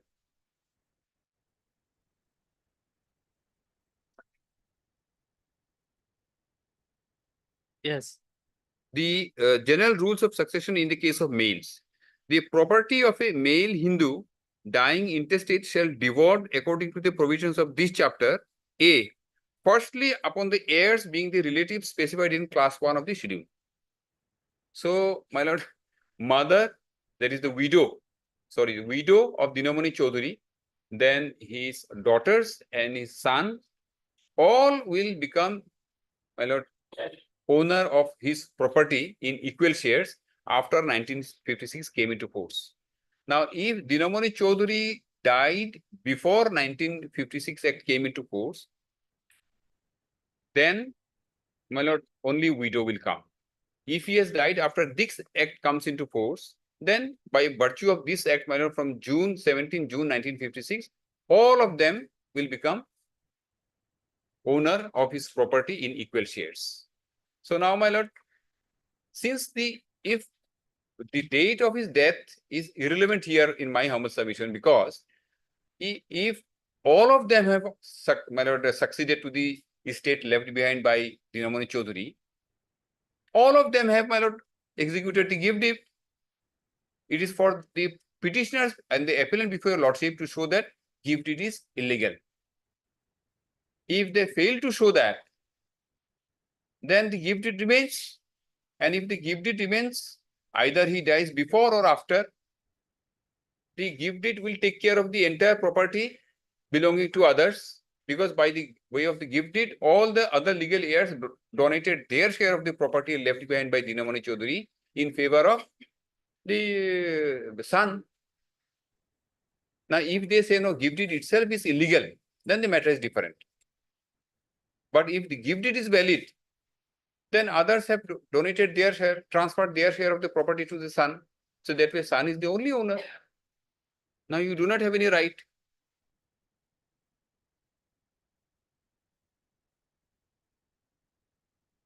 My lord, trial court has held that because of the date of death of Dinamani Chaudhary prior to the coming force of the 1956 Act, this is irrelevant. That finding is not correct. But since, my lord, the ultimate judgment was in our favor, that is their application was dismissed, I need not file any appeal against the decree, my lord. I'll show the provisions of law, my lord. And thereafter, the first appellate court also has affirmed the judgment passed by the trial court, that is the executing court, and they have filed the appeal. But I am saying that the finding is not correct. Lordship will correct the finding, Lordship will reverse the finding, but then ultimate judgment being in my favor, I was not required to file any appeal. It is because, my lord,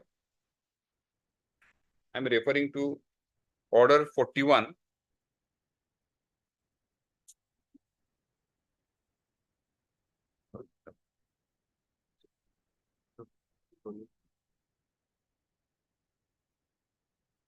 Order 41, Rule 22, my lord.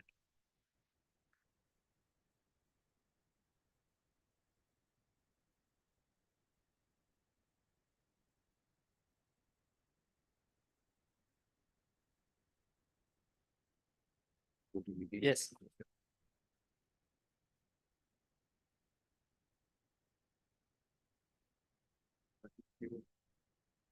Well, I'm referring to Order 41, Rule 22 Hmm. and Order 41, Rule 24.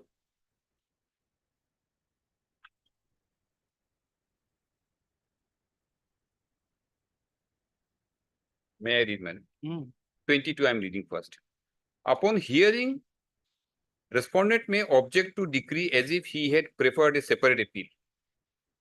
Any respondent, though he may not have appealed from any part of the decree, may not only support the decree, but may also state that the finding against him in the court below in respect of any issue ought to have been in his favor, and may also take any cross objection to the decree which he would have taken by way of appeal, provided he has filed such objection in the appellate court within 1 month from the date of service on him or his pleader of notice of the day fixed or hearing the appeal, or within such further time as the appellate court may seem fit to allow.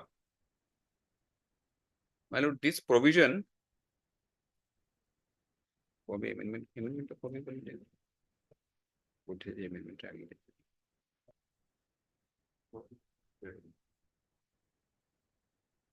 My lord, explanation is required. Hmm. Explanation, my lord, which was brought by the amendment of 1977. Hmm. A respondent aggrieved by a finding of the court in the judgment on which the decree appealed against is based may, under this rule, file cross objection in respect of the decree insofar as it is based on that finding, notwithstanding that by reason of the decision of the court on any other finding which is sufficient for the decision of the suit, the decree is wholly or in part in favor of that respondent. I am reading it again, my lord. A respondent aggrieved by a finding of the court in the judgment on which the decree appealed against is based may, under this rule, file cross objection in respect of the decree insofar as it is based on that finding, notwithstanding that by reason of the decision of the court on any other finding which is sufficient for the decision of the suit, the decree is wholly or in part in favor of the respondent. Before this amendment of 1977, the position was like this: if the decree is in my favor, if the final decree is in my favor, or any part of the decree is not against me, but some findings are against me, I need not file any appeal. But before the appellate court, I can say that 1 or 2 findings which were recorded against me may be reversed, may be interfered, because those findings are not correct. Those findings are against me, but those findings are not correct. And it is another thing that in this case, this finding is not really against me, because either way it doesn't make any difference. This finding is not against me, but I am saying that this finding is not correct. Now, after the amendment, which has been by which the explanation has been inserted in 1977, there has been slight change in the position. This says that, well, the Supreme Court has made it clear. I'll read that part of the judgment, that if earlier, my lord, the position was that against any finding, I need not file any appeal. I can just, while the appeal is being heard, I can make my submissions that this finding is not correct. Now, after the amendment of 1977, the law has been changed. Now, it has been made optional. I may file a cross objection even against a finding, and I may not file any cross objection. This has been made optional for the respondent. This is the change in the law. But I am relying on this provision of Order 41, Rule 22 in our case, my lord, to say that the finding recorded by the first court, that is the executing court, that the exhibit 13 has become immaterial is not correct, because date of death in this case will be absolutely immaterial Because the death of Dinamani Chaudhary before or after the act came into force will not make any difference because the Exhibit 13 gift deed was executed by all the remaining shareholders. That is the widow and all the daughters. Unless, of course, the court they proves that no gift deed itself is fraudulent. This is a fraudulent document, so it has to be set aside. Otherwise, my lord, what will happen? If he dies before the act comes into force, then mother will have her share. Mother's name is there in the gift deed. If he dies after the act comes into force, then all will become owner. So all of them have signed. So either way, it is not going to make any difference. It is for the plaintiff, the petitioners who are now plaintiff, my lord, in a sense. It is for them to show that the gift deed is bad, the Exhibit 13 is bad, and also the power of attorney is bad. No, it is their plea also. Their plea, my lord, that's what I'm saying. They have taken a plea. But plea, in my humble submission, in terms of the provisions of the Civil Procedure Code Order 6 Rule 4, is insufficient. Number one, my lord. No particulars, nothing except for the word fraudulent, there is nothing. And my lord, in the evidence also, there is absolutely no evidence to show that this document, which is a registered document, my lord, is a fraudulent document.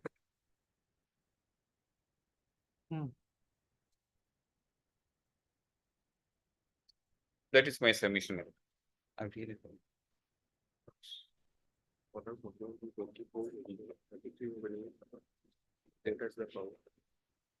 My lord, there's one more provision which is relevant. Now, since I have said that that finding is not correct, now your lordship may decide that finding in terms of Order 41, Rule 24. Order 41, Rule 24 says, my lord, Yes. where evidence on record sufficient, appellate court may determine case finally.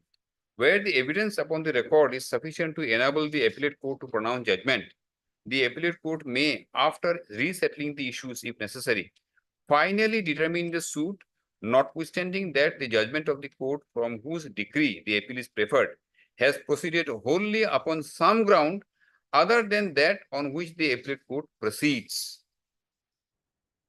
And here is a case, my lord, where their evidence is there and they have failed to show that the Exhibit 13 gift deed is a fraudulent document. My lord, PW3 is the person from the office of the sub-register. He has brought the volume book.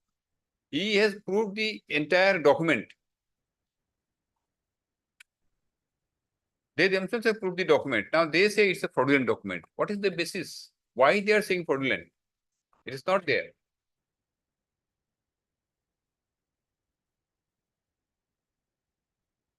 That is why I say, my lord, in terms of Order 41, Rule 24, your lordship may decide that the Exhibit 13 is a valid document, and based on that, the decree passed by the trial court in favor of the present respondent that he has got title over the suit property may be allowed to be executed, and the present appeal may be dismissed.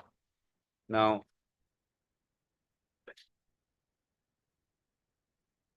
I'm citing what, okay, 1977 3 SSC, page 99.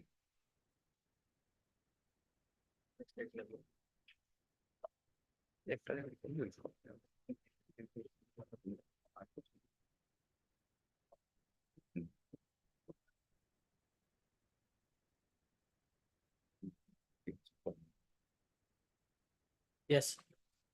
In fact, I'm relying on paragraph 20.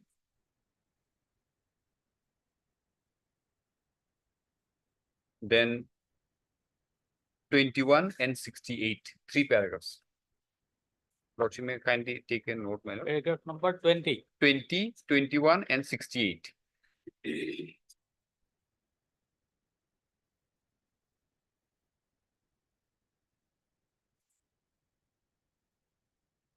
Page 113, my lord. Right Okay. hand side top page numbers are there, my lord. And the other one is, 21, my lord. no, the next one. Next one is page 68, my lord.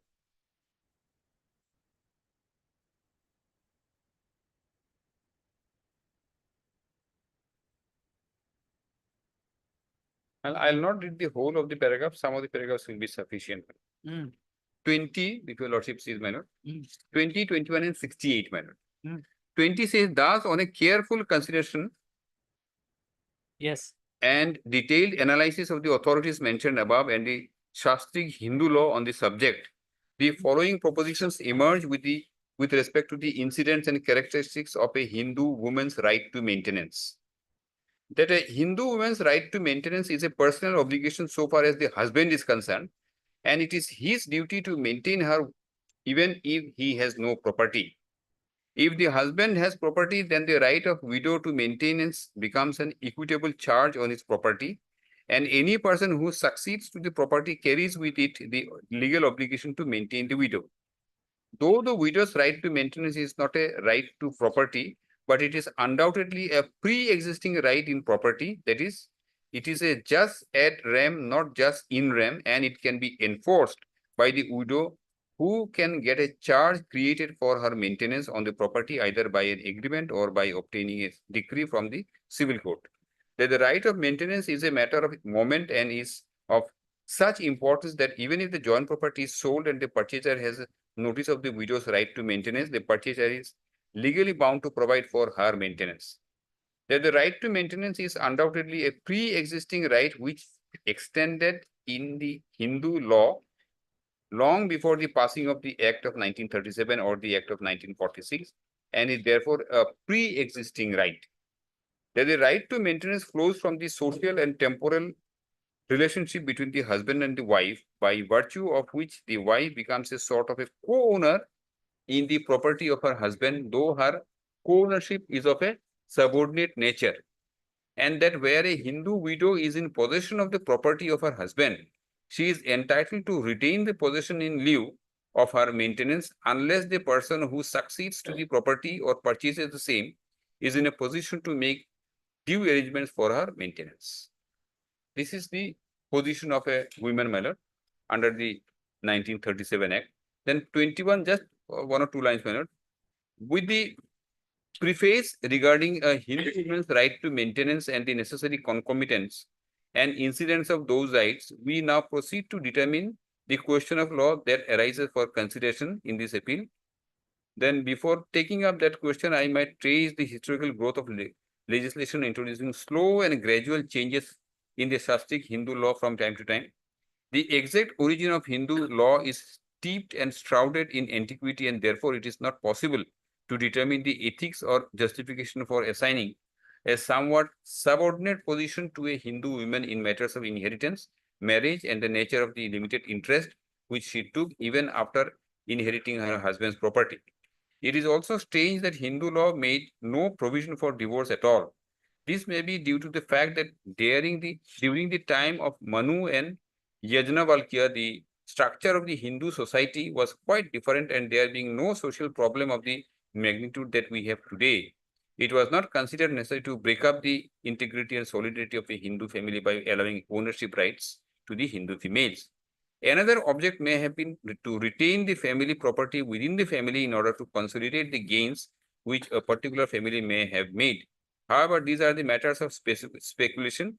But one thing is clear, namely that Hindu jurists were very particular in making stringent provisions safeguarding the maintenance of Hindu females either by the husband or even by his heirs after his death.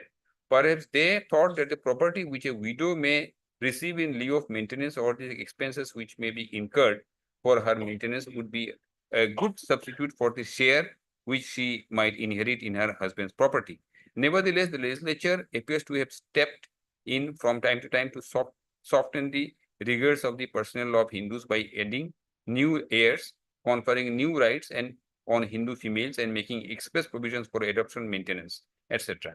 It appeared that the question of conferring absolute interest on the Hindu female had engaged the attention of the legislature when the Hindu succession bill was introduced and eventually passed in 1956. The bill was preceded by a Hindu Code Committee headed by so who had made a number of recommendations which formed the basis of 1956 Act. So this is how, my lord, the history of Hindu women's right evolved, my lord. And then, Lordship may kindly see page 68. My lord, I'll not read the whole paragraph.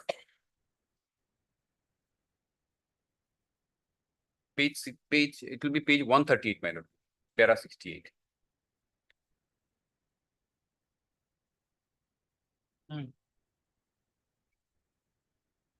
My lord, para 68, my lord. Since the determination of the question in the appeal turns on the true interpretation to be placed on subsection 2 read in the context of subsection 1 of section 14 of the Hindu Succession Act 1956, it would be convenient at this stage to set out both the subsections of that section, which reads as under. 14.1. Any property possessed by a female Hindu, whether acquired before or after the commencement of this act, shall be held by her as full owner thereof and not as a limited owner. Then subsection 2, nothing contained in subsection 1 shall apply to any property acquired by way of gift or under a will or any other instrument or under a decree or order of a civil court or under an award where the terms of the gift, will or other instrument or decree, order or award prescribe a restricted estate in the such property. Prior to enactment of section 14, the Hindu law as it was then in the operation restricted the nature of interest of Hindu female in property acquired by her, and even as regards the nature of this restricted interest, there was great diversity of doctrine on the subject. The legislature, by enacting subsection 1 of section 14, intended as pointed by this court in so and so to convert the interest which a female Hindu has in property, however restricted the nature of that interest under the Shastri Hindu law, may be into absolute estate. So this is the position, my lord. Whatever right, limited right she had under the 37 Act, by 1956 Act, it becomes an absolute right. Now the actual part I want to rely, my lord. Lordship, this one page 139, Lordship may come to the bottom, my lord. It may be possibly line about 7 or 8. It may be actual, Lordship has got, my lord. It may be actual or constructive. 7th line from bottom, my lord. Yes. It may be actual or constructive or in any form recognized by law. Elaborating the concept, this court pointed out in Mangal Singh versus so and so that this section covers all cases of property owned by a female Hindu, although she may not be in actual physical or constructive possession of the property, provided, of course, that she has not parted with her rights and is capable of obtaining possession of the property. It will therefore be seen that subsection 1 of section 14 is large in its amplitude and covers every kind of acquisition of property by a female Hindu, including acquisition in lieu of maintenance, and where such property was possessed by her at the date of commencement of the act or was subsequently acquired and possessed, she would become the full owner of the property. So, my lord, she will become the full owner of the property, but then provided she doesn't part with the property. Now, here is a case, in our case, my lord, by virtue of this gift deed, she has parted with her share. She had a limited right, but then said limited right has become an absolute right under the 56 Act. But if she parts with that property, then nothing remains.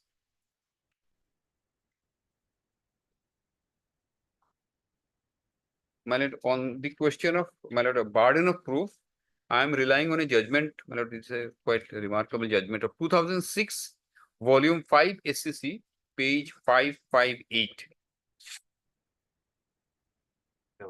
Para 9 and 10, my lord, I am relying.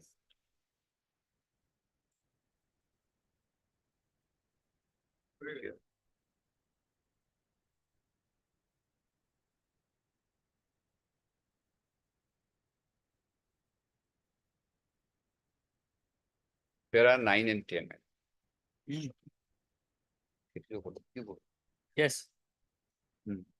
Para 9 and in terms of the said provision, the burden of proving the fact rests on the party who substantially asserts the affirmative issue and not the party who denies it. The said rule may not be universal in its application and there may be an exception thereto. The learned trial court and the high court proceeded on the basis that the defendant was in a dominating position and there had been a fiduciary relationship between the parties. The appellant in his written statement denied and disputed the state averments made in the plaint. Pleading is not evidence, far less proof. Issues are raised on the basis of the pleadings. The defendant appellant having not admitted or acknowledged the fiduciary relationship between the parties, indisputably, the relationship between the parties itself won't be an issue. The suit will fail if both the parties do not adduce any evidence in view of section 102 of the Evidence Act. Thus, ordinarily, the burden of proof would be on the party who asserts the affirmative of the issue, and it rests after evidence is gone into upon the party against whom at the time of question arises, judgment would be given if no further evidence were to be adduced by either side. And then my lord, last judgment I'm relying on is, my lord, I can conclude, my lord, 2020 volume 15 SCC page 681.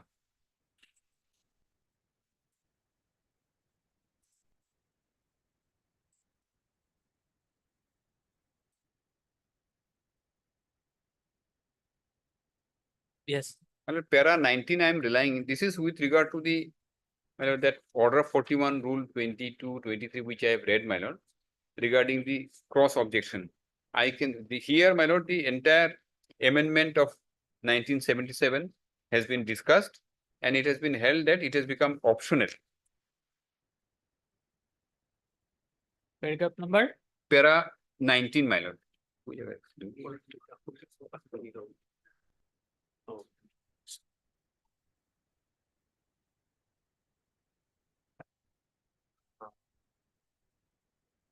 My lord, Yes. para 19.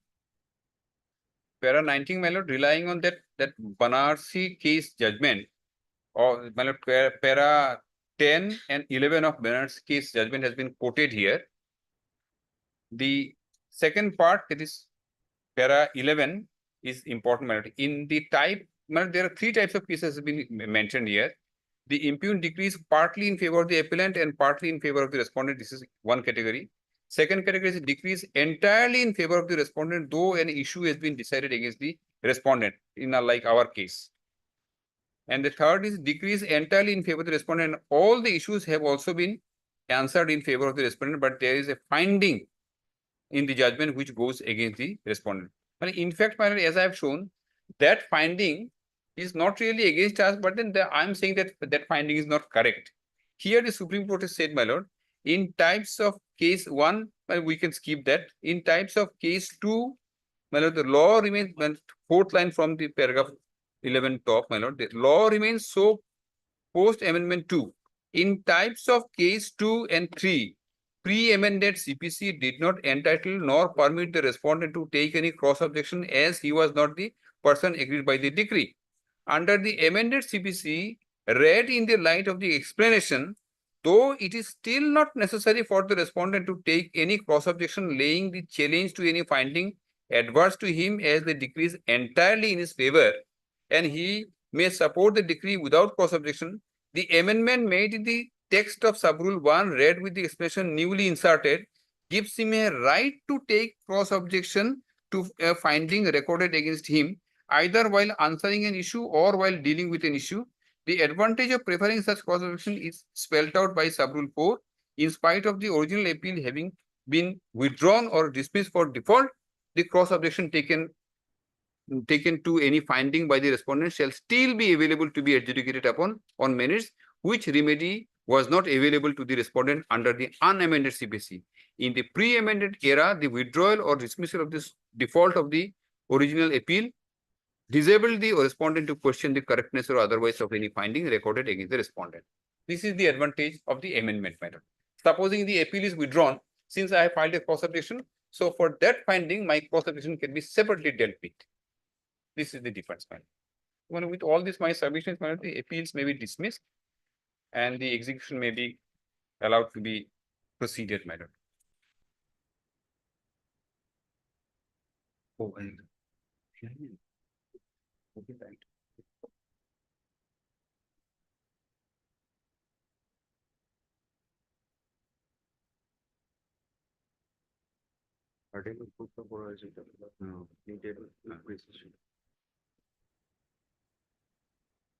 My lord, I'm sorry, my lord, I forgot to cite one more judgment. 2010 5 SCC page 104. This is the last judgment, my lord. Para 31, 32, and 33. I'm relying to show, my lord, how fraud is to be pleaded and proved. 31? 31, 32, and 33. 34, my lord. 31, 32, and 34.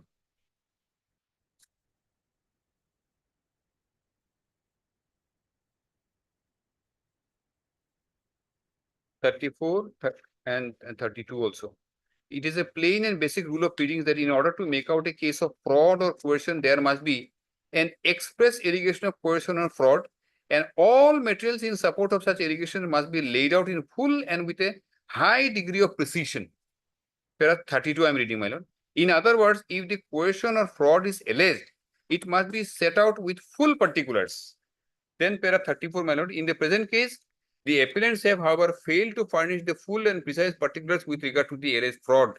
Since the particulars in support of the allegation of fraud or coercion have not been properly pleaded as required by law, the same must fail. Rather, the affidavit cum declarations executed by the appellant indicate that no coercion or fraud was exercised. That's all, my. But at 2, I'll take 10 minutes, 10, 15 minutes. 2. Okay, at 2 p.m. My lord, At 2 p.m. 2 p.m. Can both the parties file a written synopsis of the argument? Right, my lord, I can. But I can give. But Lordship will give me some time. My lord. Written time. Lordship will give us Some time. some time, and we have. Yes, Because- I will. Then But, we will. No, you my lord, have to I consider- just to 10 minutes time after the. Okay, at 2 p.m. 2 p.m.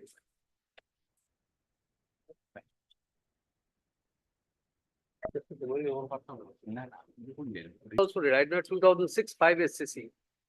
I think the last judgment that O'Neill Rishi, my lord, Lordship, I also. give a 2000? copy. 10. 2006 5 SCC 55A. Lordship is having that, my lord. Yes, got it. Lordship, my learned friend has read paragraph. No. Oh, yes. Para 9, 10. Para 9 and 10. Hmm.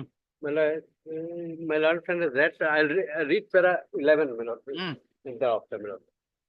My lord, kindly see the fact that the defendant was a dominant position must thus be proved by the plaintiff of the first instance. Strong reliance placed on the High Court decision on this Kerala so and so. In that case, the question of burden of proof was gone into after the parties allowed evidence, adduced evidence. It was brought on record that the witnesses whose names appear in the impugned deed and which was said to have been created in the grab of property to grab the property of the plaintiff was not in existence. The question as regards the oblique motive in execution of the deed of settlements are gone into so and so. Now, my lord, the judgment which is relied on, para 12, the onus to prove the validity of a deed of settlement was on the defendant. When fraud, misrepresentation, or undue influence is alleged by in the suit, normally the burden is on him to such fraud, undue influence, or misrepresentation. This is right, the legal position.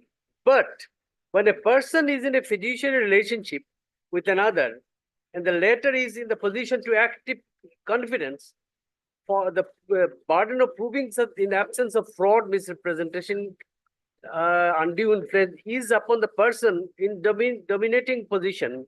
He has to prove that there was a fair play in the transaction and that the apparent is real.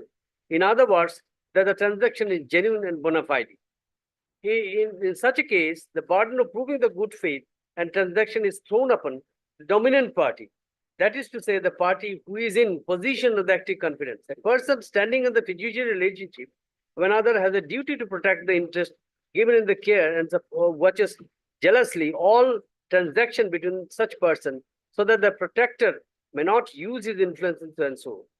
When the party complaining shows such relation, the law presumes that everything against the transaction and onus is cast on the so. The deed of he was brother and sister, but relationship is not my lord, of trust. So the deed is in his possession, it is in his favor. So it is his burden to prove the deed of gift. Neither in that case nor here in the present proceeding, this deed of gift was proved. Then section 111 was discussed, that is with regard to bona fide. So the court therefore has held that the person in active confidence must do this. This is one. Secondly, my lord, second judgment is, my lord, on the same line. My lord will kindly have a calculator. Evidence, 2006. 6 5 is 6 of me.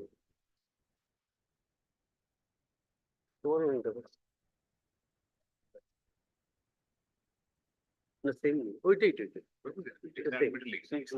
And we'll cover all these things in the written argument. My lord, just This judgment is already like. now, just section 68, my learned friend is like.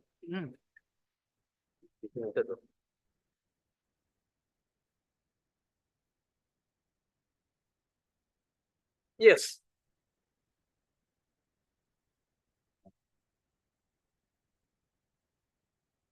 Para 25, 26. 25, 26. Here, the deed was para 26. Execution of the aforesaid deed of gift is under challenge. The attesting witness to the said deed of gift also are not examined. It was, however, submitted that mandatory requirement of attesting witness under section 68 is only in respect of a will, and in respect of the gift deed, if execution of the said is not specifically denied, then the case is no obligation to the propounder. Well, section 68 says if it is will, attesting witness should be proved, otherwise not. Now, my lord, this is discussed ultimately. My lord will kindly come to para 27 and 28. Para 28.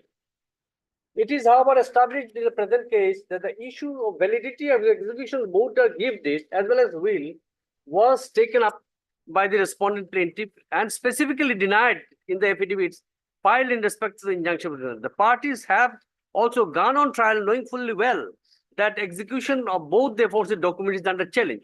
Parties knowingly fully well the aforesaid factual position led their evidence and also established the legality and validity of both the documents. In view of the matter, it cannot be said that the said document should be deemed to have been admitted by the party. Now, para 30, the legality of the validity of the said gift deeds was under challenge in the trial court, for which the parties have led evidence, and therefore, in the present case, the proviso to section 68 of the Act does not become operative and functional. This is what Supreme Court has clarified, because it is his duty. I challenge this. Besides it, because what I have exhibited is certified copy of the gift deed, not its contents. It is his duty to say whether, how can I prove the negative below? His duty to say that yes, the gift deed was executed by person, signed by person. That is what the Supreme Court has held. And now there are other decisions. I'll just, along with my written arguments, I'll think. And we'll cover all these, whatever. So when you will be able? Well, can you watch it? 1 week's time in that. 1 week, 1 week or 10 days time, maybe 10 days. 10 days. Okay, then we will keep the matter parted. On that day only you submit the. Yes, we'll Lord, just submit the written. Lord, Mal, I'll do that. lots me fix Uh, it. Both the parties are represented by their this council. Heard in part, release the matter on public. For 10 days. After 10 days. 10 days, anything. Oh, that is only for submission. But you want 3rd October. 3rd of October. Huh? Yeah. Let it be 4th. Fourth. Man, only What for is the submission. last Only working for day? Only for submission. submission. No. Okay. We'll only submit, we'll only Okay. intimate the only court that we have Okay, submitted. no problem. Okay. My lord.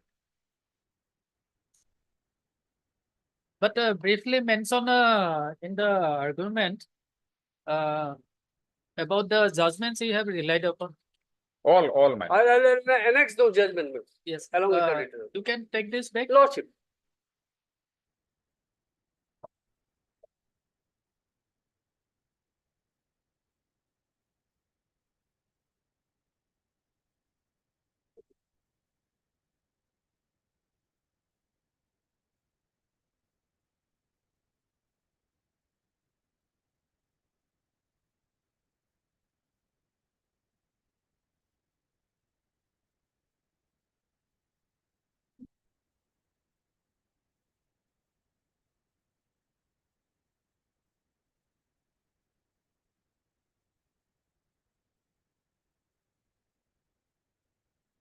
Timing item number 3, Deep level. timing item number 3.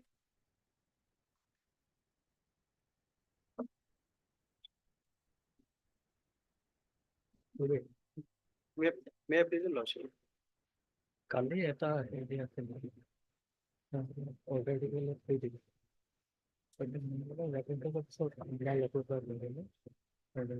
ভালকে কৰিলে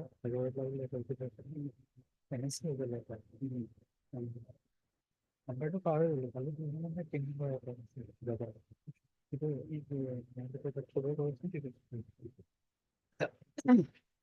Yes.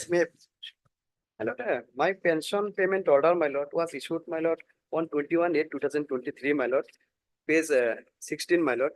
And my lord, so far as my limited knowledge is concerned, my lord, the director of pension, my lord, cannot issue, my lord, pension payment order without non-availability, my lord, liability certificate, my lord. Non-liability certificates issued by the, my lord, head of the, my lord, institution, my lord, countersigned by the, my lord, inspector of school, my lord, to the director of pension. And thereafter, my lord, this PPO can be issued, my lord. So, my lord, PPO already has been issued. That means, my lord, non-liability certificate is there, my lord, with the director of pension, my lord. Because, my lord, non-availability, my lord, liability certificate without issue, without, my lord, non-availability, my lord, liability certificate, PPO cannot be issued.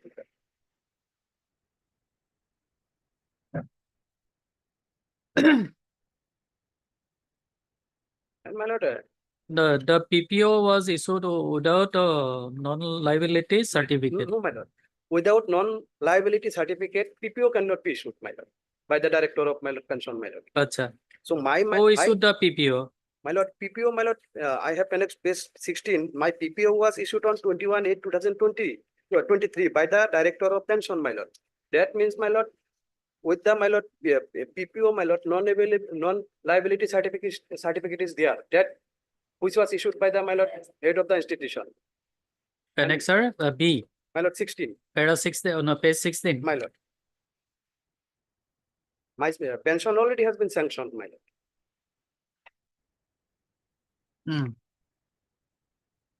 Page 16, my lord. Yes. Page 16. So, my lord, my pension already has been sanctioned. Now, my lord, royal and non-royal certificate is pending before the, my lord, head of the institution, my lord. So, my lord, and Which certificate? my lord, royal and non-royal certificate, my lord. Royal and non-royal. Certificate, my lord. That is pending before the, my lord, head of the institution, my lord. And without being, my lord, non-liability certificate, this, my lord, PPO Cannot be issued. PPO cannot be issued. Right.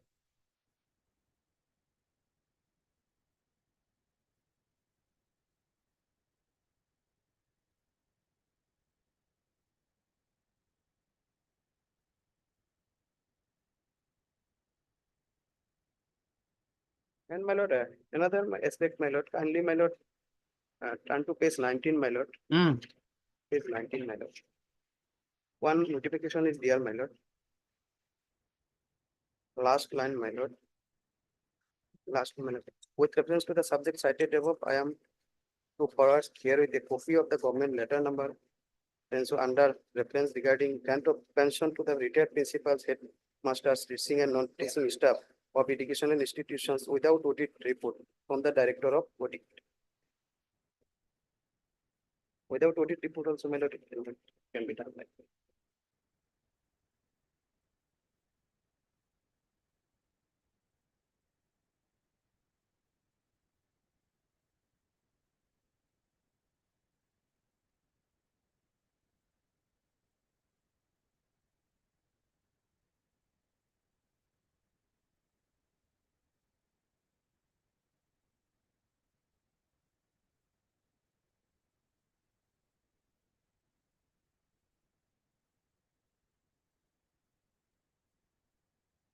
And as But per this my- page is not legible. I Page have number my- 18 is not legible. Page 19, my lord. 19. My lord.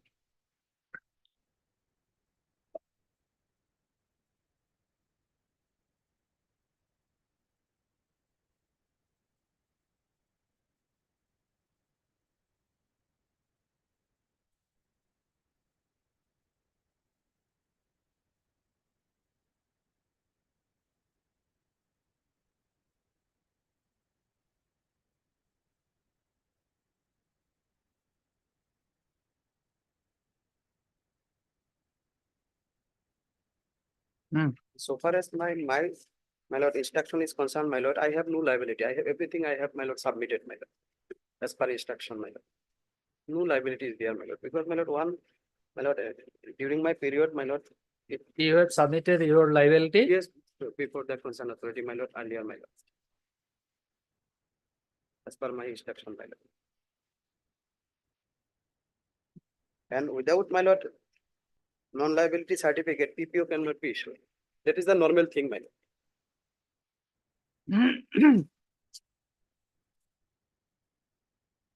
Yes. My pension already has been issued. Yes, Mr. Sakya. My lord. My lord, we have very 40 that proceedings from this school managing committee. In this regard, my lord, the deputy commissioner of the Consol district also, my lord, directed for an inquiry. Obey. Yes, volume. Volume. Yes. My lord, where the deputy commissioner also directed an inquiry to the concerned inspector. And that, my lord, the liability 23 lakhs 86,042 rupees. That is his liability. The school managing committee, my lord, they have taken the 4 resolutions, my lord. And one of the resolution, there is an allegation against the petitioner, my lord. It has got the signature of the president and withdrawals of some amount, my lord, from the. No, we are not concerned with that purging of signature or other things. You take legal records? Whatever action available to you. My lord. No, my lord, Is because, it my the lord, subject matter of this writ petition that whether he has a forged his signature or not? no, my Or is lord, the signature of the governing body president? no, my lord, because his claim is for issuance of this non-liability certificate. My lord, non-liability certificate that court, even that is not requirement from the court. Non-liability certificate, that is not requirement from the direction from the honorable court, my lord. Even court has no related to with that issue, my lord. Petitioner claim, my lord, that on that point of time, my lord, from 2012 to 2020, he was the headmaster of the particular school, my lord. And that time, my lord, some government fund was that allotted to the particular school, my lord. He has utilized, but utilization certificate has not submitted before the concerned authority, my lord. Therefore, my lord, this 4 resolution has been taken. And in each and every resolution, my lord, he was called for by sending 2 or 3% from the school, my lord. But he has not come to the school, my lord. Now, my lord, he come to the court for issuance of non-liability certificate, my lord, only to waive that, my lord, department of that, my lord, amount, my lord. 23 lakhs is a government money, my lord. If he has properly utilized it, my lord, then he can submit the proper voucher, my lord. That's much of he has given, my lord. But he have not furnishing that document, my lord. Along with this, my lord, that vouchers and all, my lord. And utilization certificate of the sum of the fund, my lord, he has also not submitted, my lord. He has collected from the admission fee from the student, my lord. That has also not deposited, my lord. There is a report is also there, my lord. Internal audit report is there, my lord. And if we go to this, the resolution of the school, my lord, yes, it is clearly reflected that 3-4 occasions he has called, my lord, by the school authority, my lord. That is the difficulty thing, my lord. I have marked the entire, my lord, if my lord is to look into the managing committee resolution, my lord. Each and everything, my lord, he has called me, my lord. Otherwise, my lord, pension is right, my lord. We are not even objecting the pension. But there is a portal, there is an update in the portal, my lord, then non-liability certificate have to be submitted, my lord. We have taken the first page of the portal also, my lord. This is issued by the government of Assam, my lord. Administrative reform, training and pension and public events department. Because, my lord, he is the public officer, my lord, and my lord, condemn of the resolution also taken, my lord, by condemning his activities as a principal of the school. Apart from that, my lord, that local people, there are, that he has got the award of the good teacher, my lord. That also, they are requested to that withdraw from that award also. This is the present position, my lord. And if it is, my lord, clear, my lord, otherwise there will be no problem to him, my lord. He can come to the managing committee and he can deposit it. We are not saying that you have not utilized that such amount or whatever is there, but he have to be given the data audit, my lord. Some, my lord, Bhosa he has submitted, that is even compared with the concerned hardware store, my lord, that is also not clearly, my lord. If my lord permit, I can read the resolution also. No, not necessary. Furnish it to the court master. My lord. My lord, during my lord, tenure, my lord. Well, problem is that, my lord, if my lord, he is a clear person, my lord. From 2012 to 2020, he has discharging the government of duties, my lord. Being a government officer, it is also his duty to that recover the entire amount, my lord. Now he is a clear, my lord, definitely he can cooperate with this managing committee, my lord. There will be, perhaps there will be no problem in regards to him, my lord, because he can come to the committee. We are asking for only that's accounts only, my lord.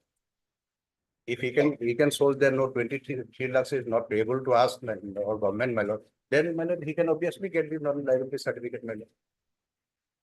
But my lord, this petition, my lord, already submitted, my lord, as per instruction, my lord, already submitted all the, my lord, my lord. And my, during my period, my lord, two, my lord, contractual, my lord, work, my lord, granted, my lord, one, my lord, girls, for girls toilet, my lord, 81,000, my lord. That has been properly utilized, my lord. I have, my lord, audit certificate, my lord, and my lord, one another, my lord, additional building and, my lord, science laboratory, library, my lord. For that, my lord, 30 lakhs was granted, my lord, and that was utilized by the PWD department, my lord, PWD, not by, my lord, me, my lord. Separately, my lord, by the PWD, my lord, 30 lakhs, my lord. And these two constructions, my lord, were there. And without, my lord, my lord, clearance certificate, my lord, PPO, how, my lord, PPO has been issued, my lord. My lord, he is aspect, my lord, he may place before the managing committee on looking at it.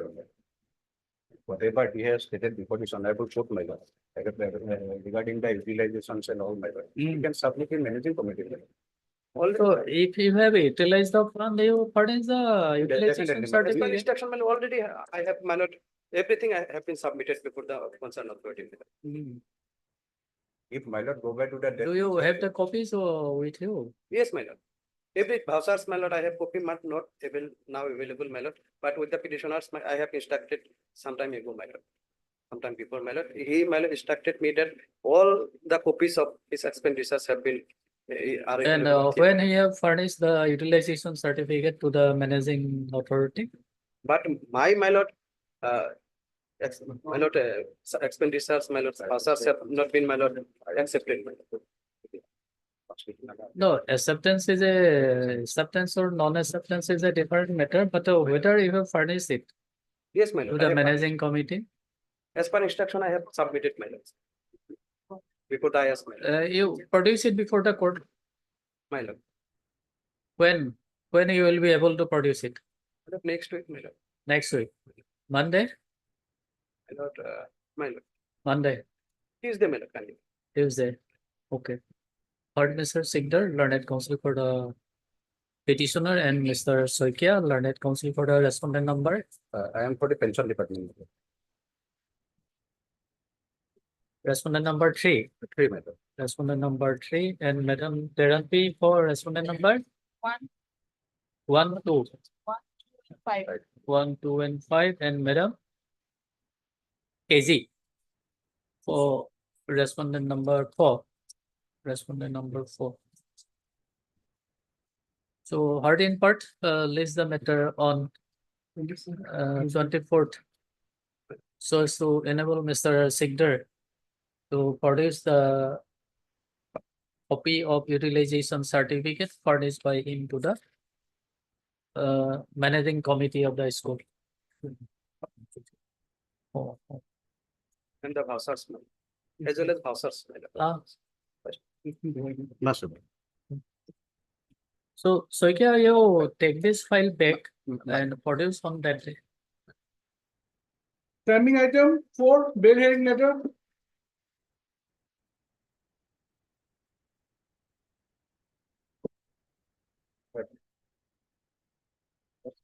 FIR is answer 1, my lord, base 8, my lord.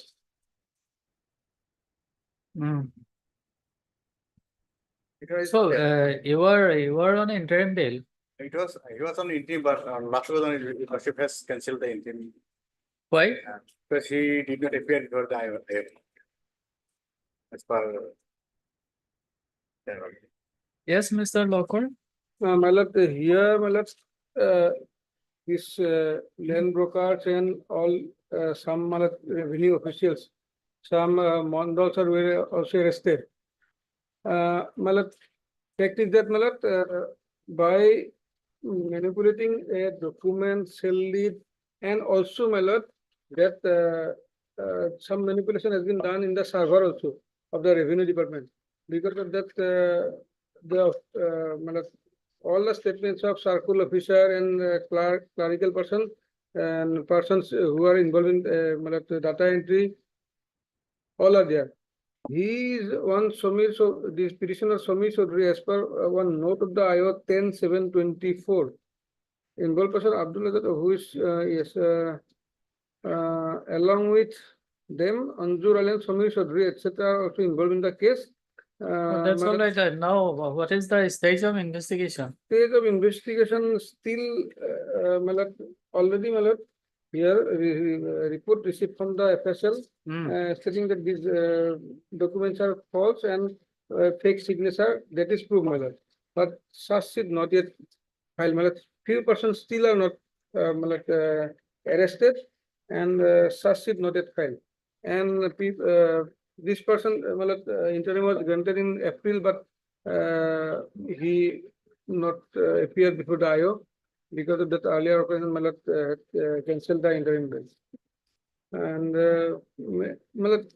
custodial interrogation is necessary, because there are register, sub-register, persons from the revenue register office, the clerical staff, the staff of computer, all are involved, 3-4 persons who manipulated the IP address. One report is that, they have to log in the IO, the dispute reference in a single day once. No, but you tell me what is the role played by this accused? Specifically, not yet mentioned, Then, but he, I was seeking only his custodial interrogation because he is one of the broker, he is one of the no, broker. maybe, along but with what role he had played in commission of the offense? specifically regarding this case, not but one, he has raised, he No, fraudulently then raised that one plot of land. why custodial interrogation is required? One plot of land, he has fraudulently raised in his name. Subsequently, it was cancelled by the circle officer. So, Is there any direct evidence that he has forged the deeds? in this case, I have not. Then, But why custodial interrogation is required? custodial interrogation, as per the note of the IO, is required because No, he also note of the IO will not do. Is there any evidence? Is there any specific statement of the specific witnesses? regarding this case, as per the FR filed by this petitioner? Okay, This okay. information. Heard Mr. Jay Islam, learned counsel for the applicant, and Mr. K.K. Parasar, learned additional PP for the state respondent. This application under section 438 CRPC is preferred by applicant Somir Chaudhary, who has been apprehending arrest in connection with cyber PS case number 12 of 2023 under section 120B 419 420 IPC related section 66C 66D of the IT Act.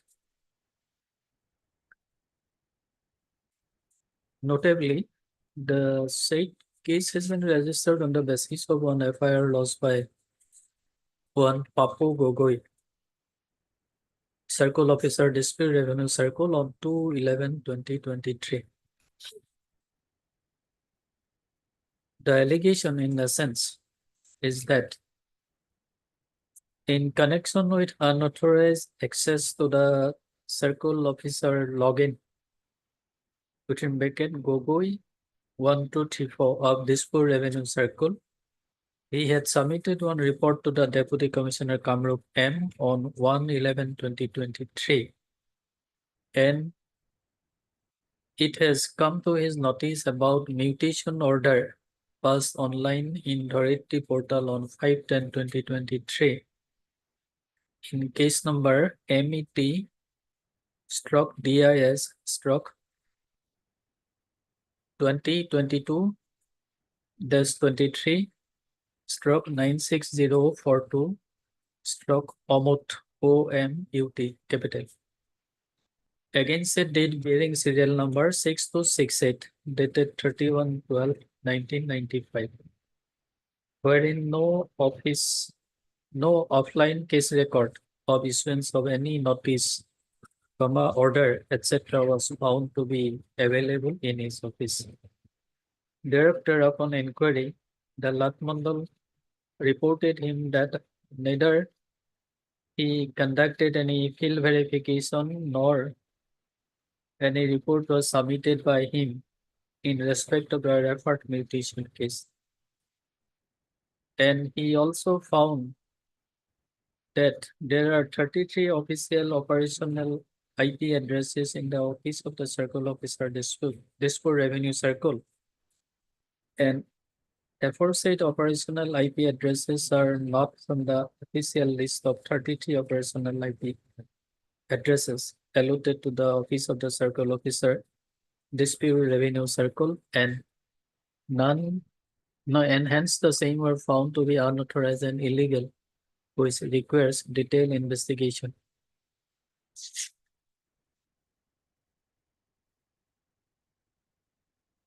Mr. Islam Learned Counsel for the applicant submits that the applicant is innocent and no way involved with the offense alleged in the FIR.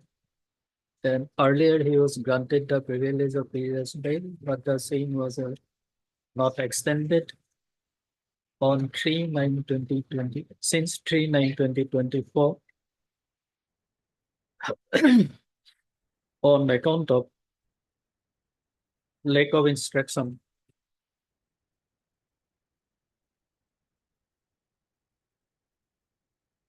To Mr. Islam Learned Counsel for the petitioner. Counsel for the applicant. Mr. Islam further submits that the applicant is ready to cooperate with the investigating agency and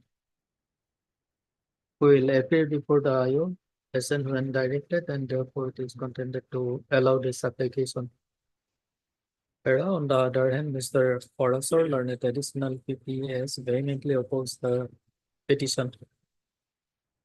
Mr. Forasor has produced the case before this court and submits that as per note of the IO, custodial interrogation of the present applicant is required.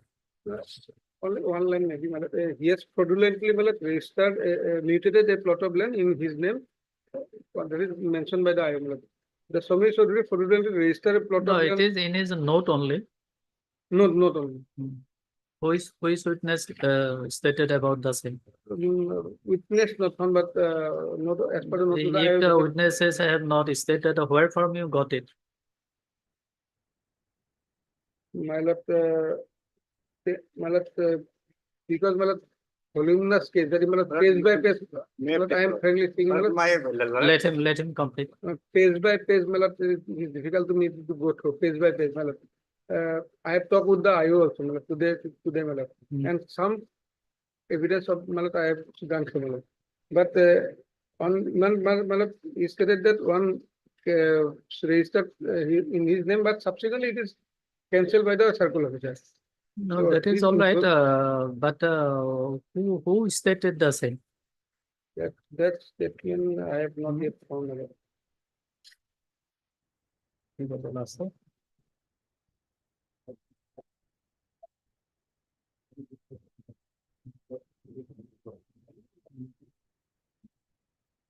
Required. However, to a appointed body of this court, Mr. Forasor has tried to show any statement of the witnesses implicating the present applicant with the offense alleged. However, on the basis of report, Mr.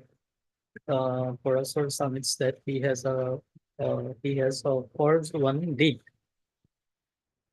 He fraudulently registered a plot of land in his name. He fraudulently registered a plot of land in his name.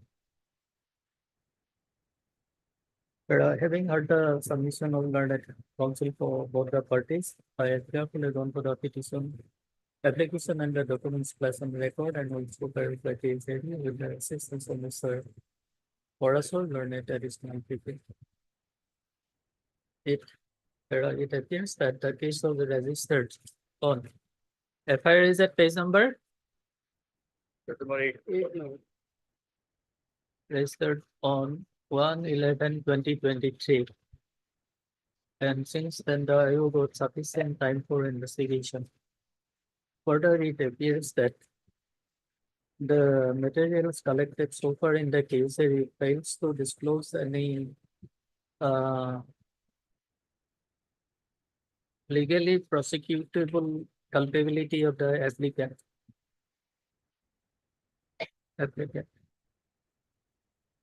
In that view of the matter, this court is of the view that custodial interrogation of the applicant is not required in the interest of investigation, and accordingly, this court is inclined to allow this application. It is provided that on furnishing a bond of rupees 50,000 with one security of like amount to the satisfaction of the arresting authority, the applicant shall be enlarged on PRS bail, subject to following condition.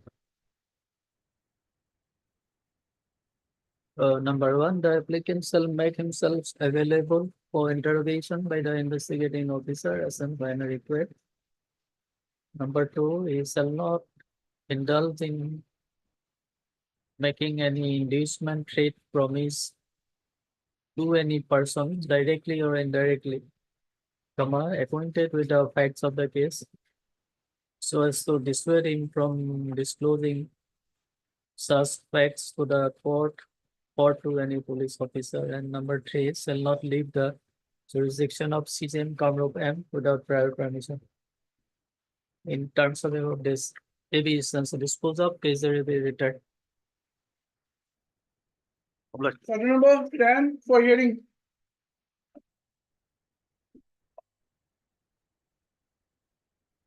Legal logic. Here, on the last occasion also, the respondent side, they have not appeared, Your Lordship. I mean, B Das and Vokalatnama has been filed by the respondent side. But as per order dated 16/7/2024, we have been allowed to file a additional affidavit.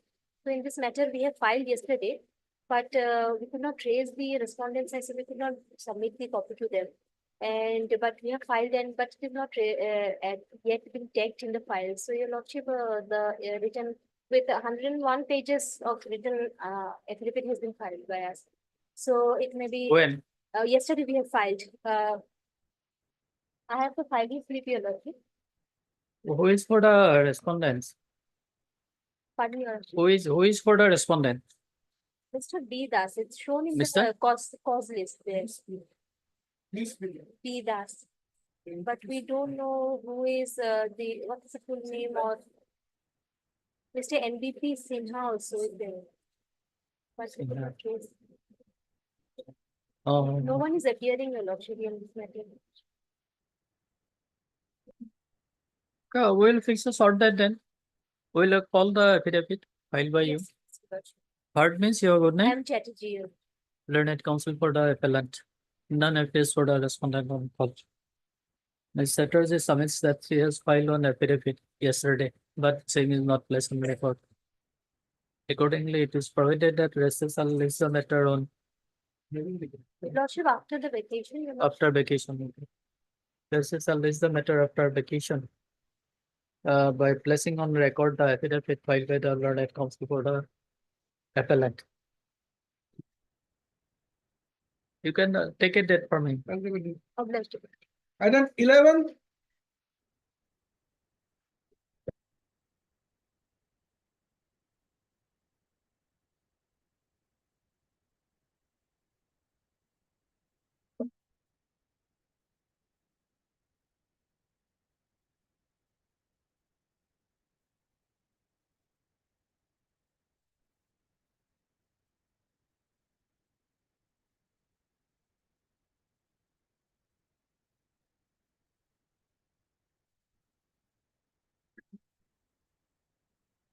Yes, Mr. Ahmed. My lord, in this case, I tell the suit, my lord.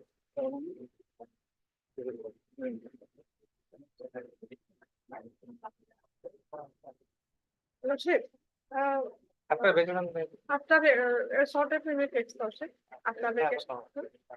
Why? he's fairly not well. Ah. Hasina not well. Yes, senior counsel, MS Chaudhary is not feeling well, Lordship. So a date may be fixed. Okay. After vacation. As agreed by learned advocates of both the parties, SSL is the matter immediately after reopening of the petition. Hello, let's. Date of the. Item number 12.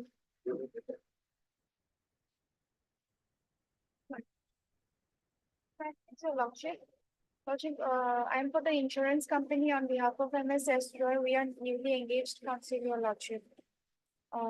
Matter may be pass over for the day, Your Lordship. We need to go through the. Yes. Well, so old matter, my lord. What happened earlier, engaged counsel, he died. So they were engaged newly. They have not informed me. Yesterday, by waiting for this matter for the whole We day. don't have his contact number actually.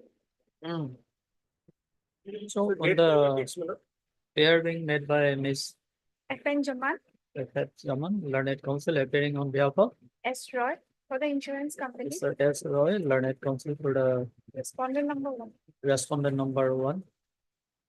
And having not been opposed by Mr. Chaudhary, learned counsel for the appellant, SSL is the matter on when after vacation, All 26, my lord, if possible. 26. September. September.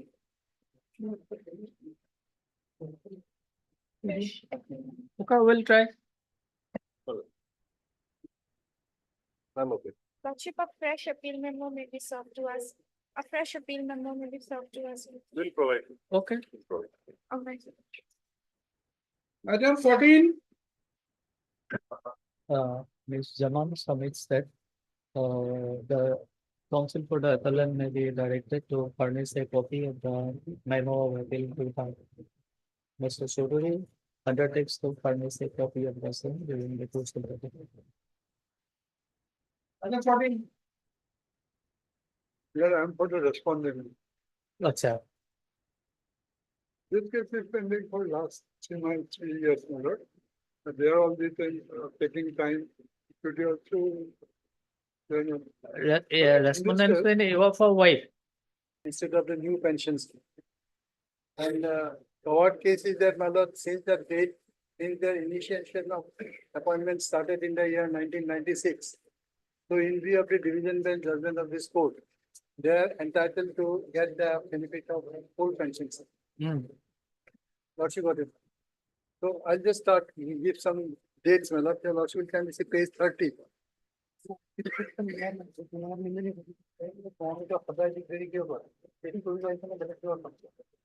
Whole day I've been sitting for for this case. Now the government says that they have not filed it. My lord, what has happened? My lord, your lordship, if your lordship allows this case, my lord, it's on this case. Lordship will impose heavy cost on that. The government cannot take, my lord, this kind of advantage, my lord, at the time of hearing of the matter, my lord. Every time, my lord, they do this, my lord. If I may be Your allowed lordship will to. impose cost. Yes, okay, what is your submission? Yes, my respectful submission is that, my lord, this matter was tagged along with another matter, where, my lord, we have already filed an affidavit. And, my lord, we have undertaken, my lord, that the affidavit that we have filed in that tag matter will also be relied here. I am representing the. That's all right, but you can file a copy of the same along with this No, therefore, petition. no, therefore, my lord, therefore, now, my lord, that matter was tagged, my lord. So in that other matter, That we has have, been separated, my lord. that's what, my lord. That has been separated. They undertook that they are going to file an affidavit Yes, here. since it has been separated, my lord, then, my lord, we are required to file an affidavit here. So only for that reason, my lord, I am seeking an accommodation. Nothing Same beyond that. affidavit, your lordship may take into consideration. And Because I am representing the finance department. Here, my lord, the impugned order has been passed by the education department. they will file their affidavit, my lord. I am not concerned, my lord, but This is a This is settled law, my lord. If the process of initiation of appointment started prior to the OPS, my lord, prior to the NPS, then the benefit of OPS has to be given.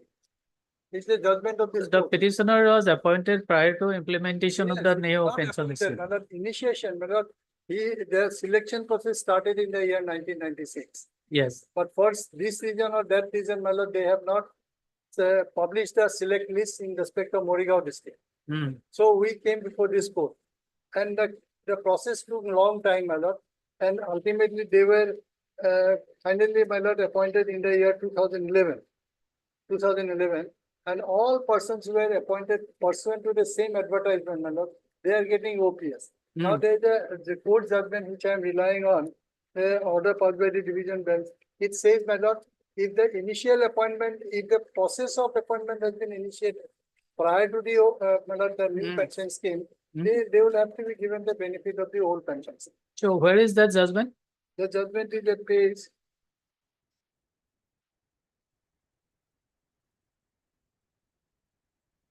108.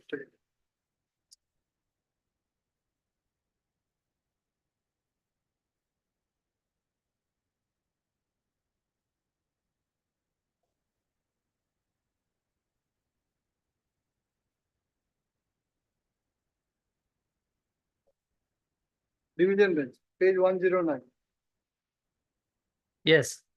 That's the judge. Which paragraph? Paragraph 3 onwards. May I read from the page 110? Hmm. Yes. When the selection process was initiated, all the employees were covered under CCS pension rules 1972. As per the General Provident Fund GPF scheme in respect of their pension, which was in force till 2003. Subsequently, the pension was substituted by the Government of India by a new defined contributory pension scheme 1/1/2004.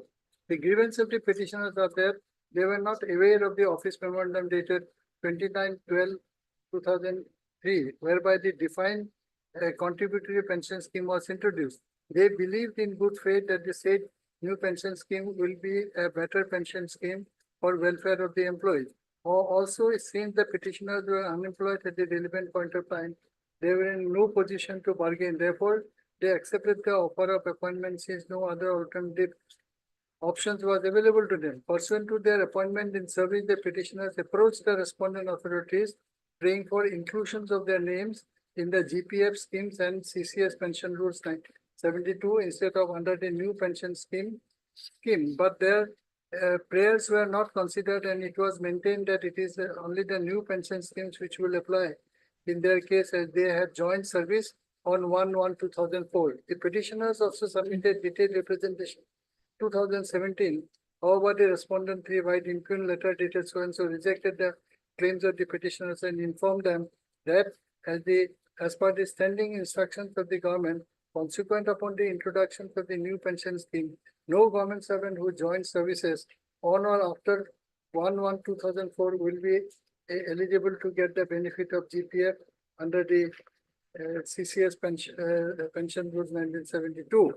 Being agreed, the petitioners approached the Central Administrative Tribunal, Guwahati bench, Guwahati by filing their OA number so and so, praying for directions from the Central Administrative Tribunal, Guwahati bench, Guwahati. It was asked before the tribunal that since they were recruited against the vacancy year 2003, their appointments made pursuant to 1/1/2004 will not come in the way of they being included under and being given the benefit of GPF under CCS pension rule.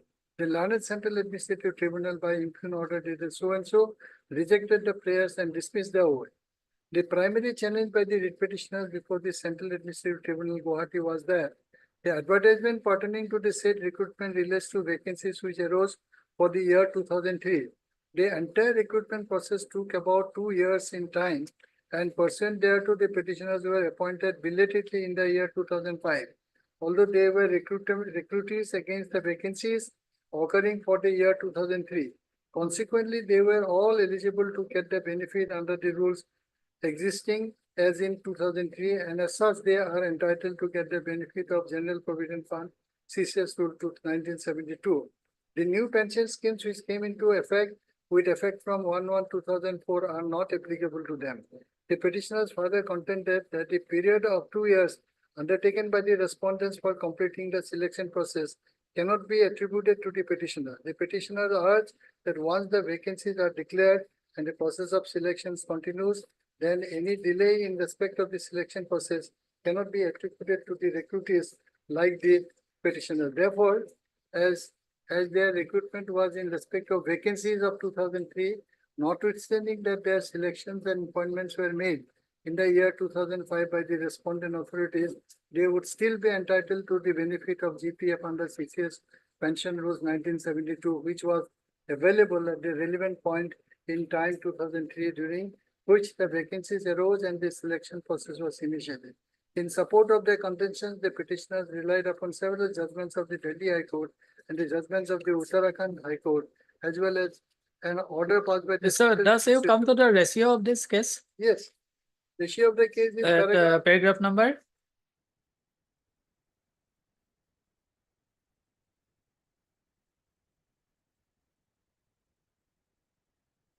paragraph 23, my lord. 124. In the facts of the present case, as there is no dispute that when the advertisement was issued in the year 2003 and the selection process had commenced, the whole pension scheme was in process. The judgment of the Delhi High Court and the Uttarakhand High Court were rendered on facts which are similar to the facts in the present case. The petitioners had also agitated their grievances by their representation dated so and so before the respondent authorities. In detailed representation prepared before the authorities, the petitioners referred to the orders dated so and so, as well as the order passed by the Central Administrative Tribunal under Colombo. The said representations, however, as discussed, the respondent authorities have not explained the delay of 19 months which had occurred from May 2003 to 2004 for completion of the selection process. That apart, the appointment orders of the petitioners came to be finally issued in 2005. Such delay which had occurred during the selection process as well as the delay in issuing the appointment orders cannot be attributed to the petitioners in the absence of any explanation forthcoming from the respondent authorities. The Delhi High Court had rendered several judgments allowing the petitioners where persons similarly situated as the present petitioners were granted the benefit of the whole pension rules, two of which, namely so and so, have attained finality in view of the appeals preferred by the Union of India having been dismissed by the Apex Court. Under these circumstances, this court is persuaded to accept the views expressed in the judgments rendered by the Delhi High Court and the Uttarakhand High Court. Accordingly, it is held that the cases of the petitioners being similarly situated persons ought to be covered under the whole pension scheme. For the reasons held this aforesaid, we are not persuaded to accept the views expressed by the Allahabad High Court in so and so, relied upon by the respondent. So accordingly, this petition is ours.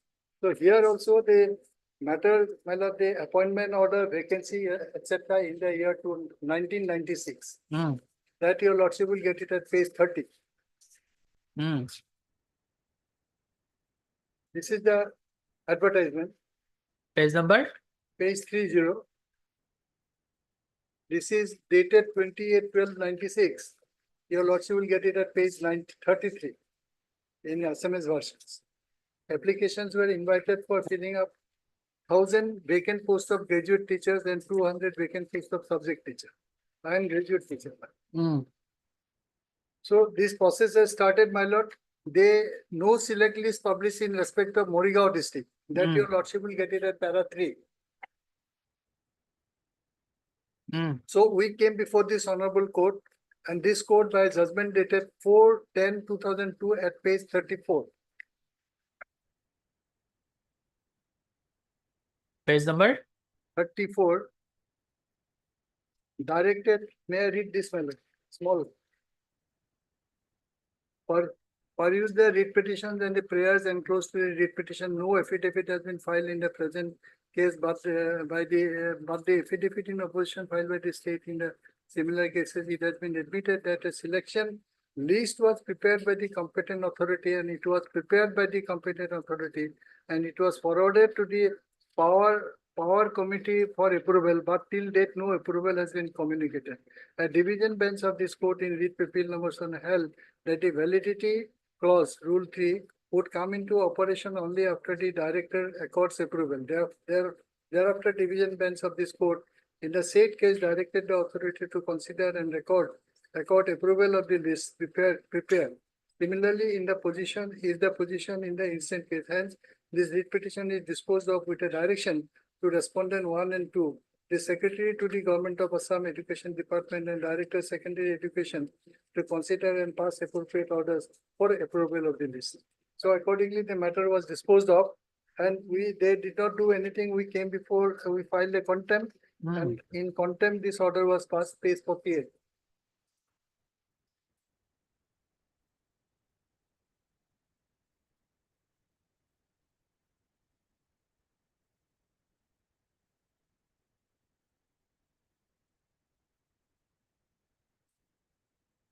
Okay,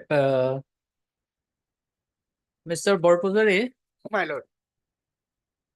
so you have not filed affidavit till today. They are saying that We have not filed affidavit because of the reason, my lord, that two matters were tagged. Now that. No, there was a direction of this court dated 1/8/2024 to Yes. segregate the matter. Yes, to segregate the matter, then- my lord. Then, my lord, we have communicated, my lord, to the department, my lord. Mm. We are awaiting the instruction, and I am told, my lord, in fact, today morning I had a talk with the, my lord, concerned joint secretary. He's saying, my lord, that he is preparing, my lord. It will be sent, my lord, shortly. So under that circumstances, my lord, I can understand, my lord, senior counsel is sitting, my lord. Under that circumstances, I am praying for an accommodation, my lord, to file my affidavit. Because without pleadings, my lord, I can argue, my lord, on law point.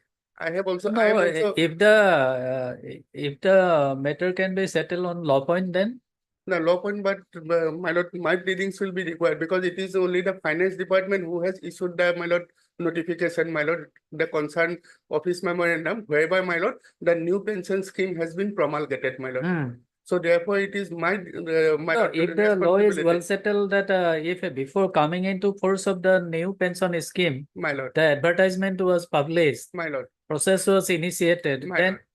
Then also, my lord, because in those cases, lordship will find the differentiating factor is that, my lord, the pension rules of 1969 has nowhere been discussed. Here is the case, my lord, they are claiming benefits under the. no, maybe, but whether you have preferred any appeal against that judgment. No, that judgment is squarely not covering the, my lord, present case because Why? that.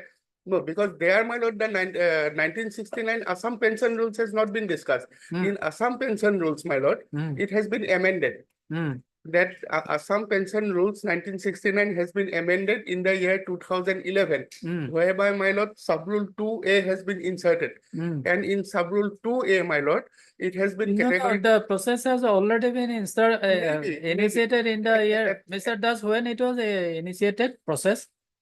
Recruitment process? 96. 96. 96. Then- No, government has filed affidavit in that case. If your lordship wants, I can give a copy. There they say pension rule has been amended. So how does it matter, my lord? Because of the No, there's pension a- rules, new pension scheme will come into operation from that particular day. It doesn't affect the judgment at all. Because the process started in the year 1996 and the selection, my lord, list was also prepared, but they were not giving approval. Ultimately, at the behest of the court, my lord, they have given approval and regular appointment was given. And regarding OPS, my lord, now the OPS also, my lord, they are saying that because they have accepted the appointment with undertaking that they will not claim OPS. So now the hitch is that undertaking. Since you have given an undertaking at the time of your taking the appointment that you will not claim OPS. So therefore, my lord, they are not entitled to get the OPS. On that, my lord, I will rely on one judgment of the court, Balmer, my lord, which is, my lord, again, my lord, relied on by some other judgment, my lord. And the famous cases are there, where, my lord, undertakings are taken from an employer who gives some undertaking, my lord, at the behest of the employer. They have no option but to sign an agreement, sign an undertaking. So that kind of undertaking will not be applicable for the purpose of prohibiting them to get their due amount, due benefit. So that rule is there, my lord. If your lordship once, my lord, I will just read that paragraph. Balmar, 2013, 8 SCC, 345. Mm. I've given a copy. I think. So maybe-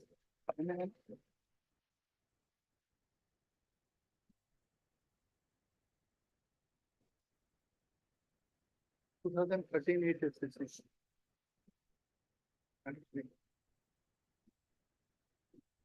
May I just read it, my lord?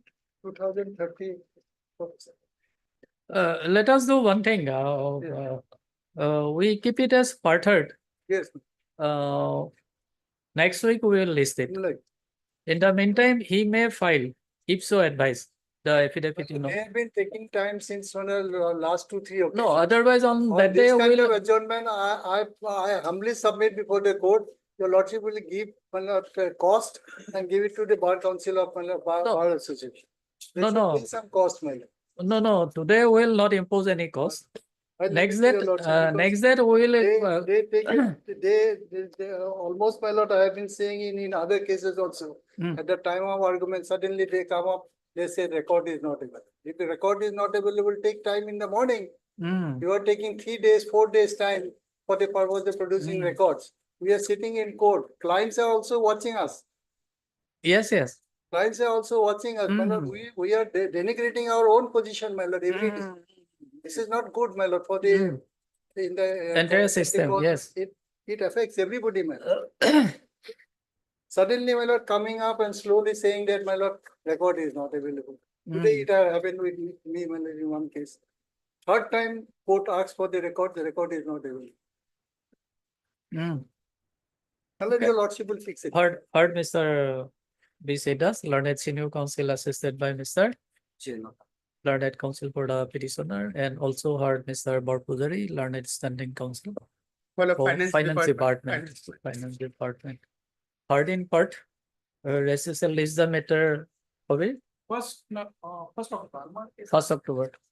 1st of October, My lord, can it be 29th or so? my lord? 29. 29th, my lord, I will not be available, my lord. 29th September. 29th September, with all respect, my lord, I will not be available. No, my lord, I will not be available, my lord, from 27. 26. 26 will be too short, my lord. Huh? I pray 20? for 1st October, my lord. 20? My lord, let it be first. Okay, 26, My lord, I pray for 1st October, my lord. In the meantime, I will file my affidavit. 1st of October. But 17/9 today, if your lordship fixes on 26, it is more than 1 week. Well, I will have to file an affidavit and I will have to bring it on record. It is not that, my lord, just before one day I file an affidavit, my lord. Okay, 1st October, 1st October. I'm trying my best, my lord, to file the affidavit, my lord. It's List only the an matter as affidavit, my lord. part third. In the meantime, Mr. Barpuzari, learned counsel, standing counsel for the Finance Department, may file his affidavit in opposition, My lord. if so advised. Otherwise, the court will proceed to hear and dispose of the matter on the basis of materials plus on record. My lord. I'm so obliged. Part third. Yes, sir. Deeply obliged. I'm so obliged, my lord. Item 15, 16, 16 and 17.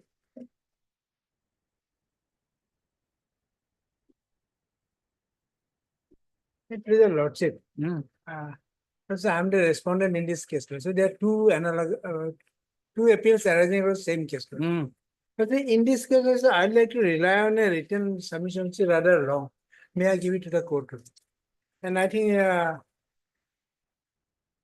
don't know, it will take a little time to go. As I'm arguing, lordship, against the judgment of the 5 judge bench of the Supreme Court. Lordship. So I just want this to be a part of the record. Lordship.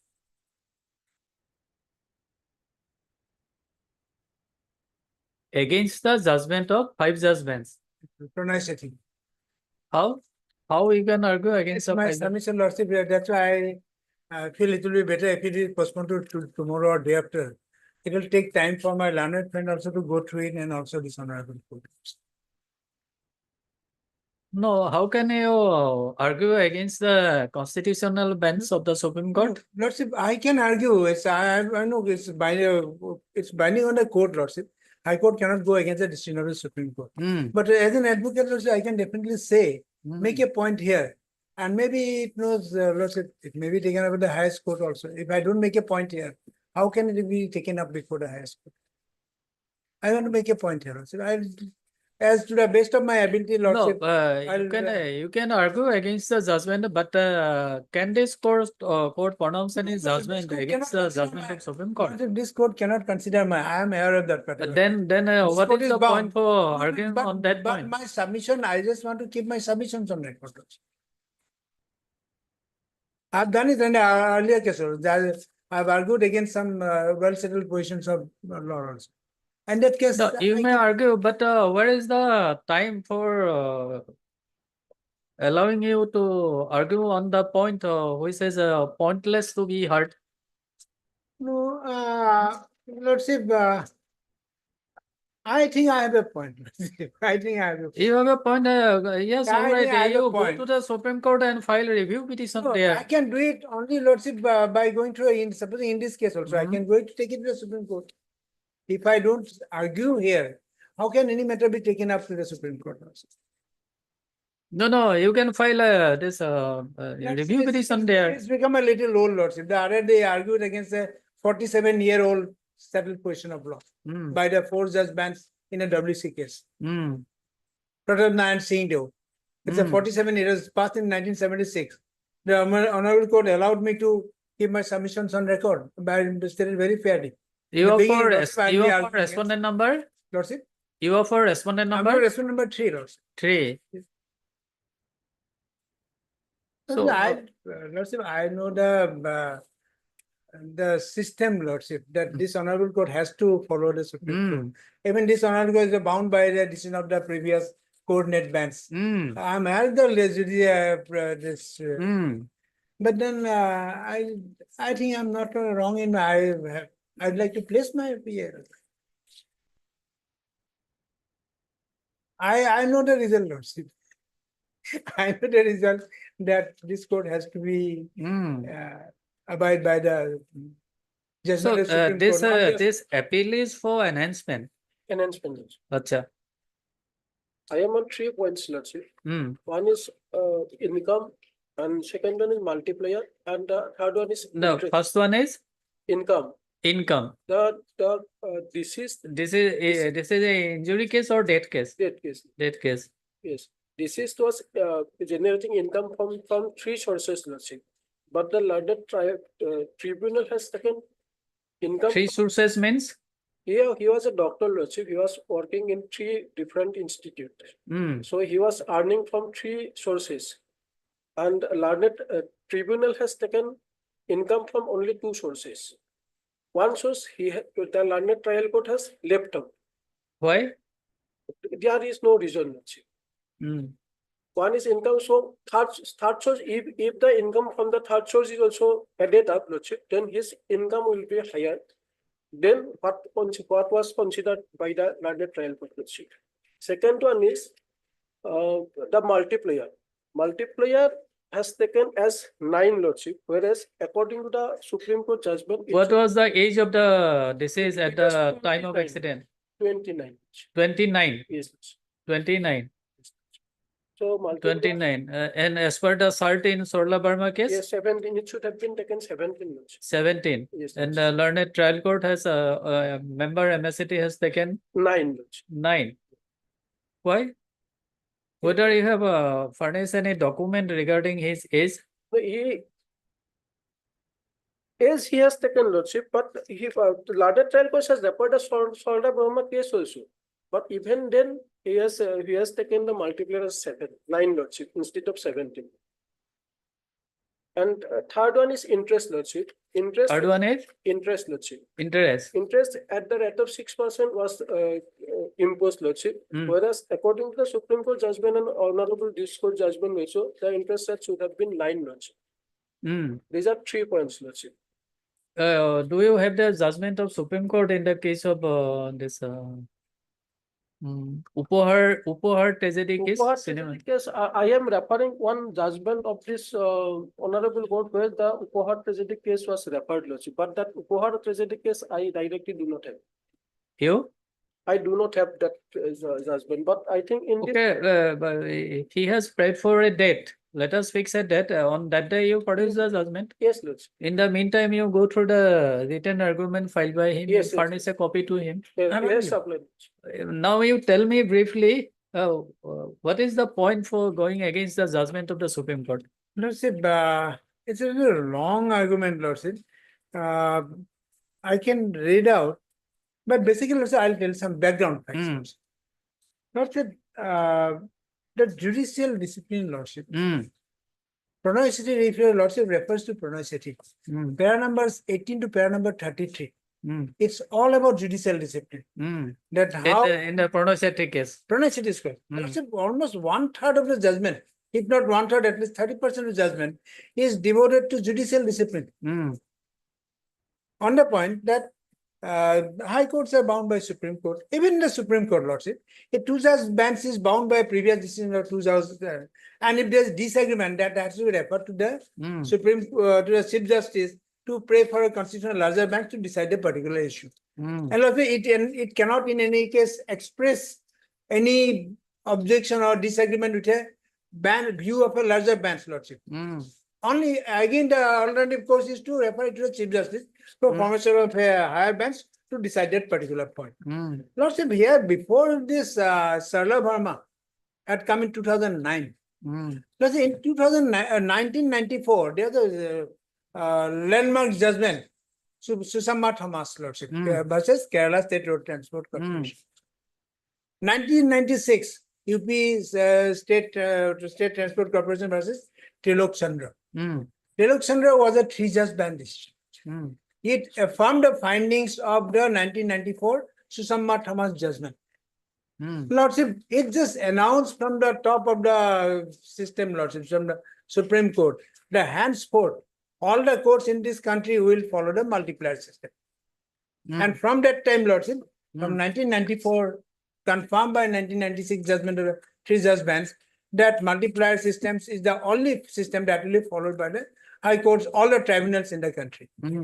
So for 13 years, Lordship, and the system, that particular decision was followed till 2009.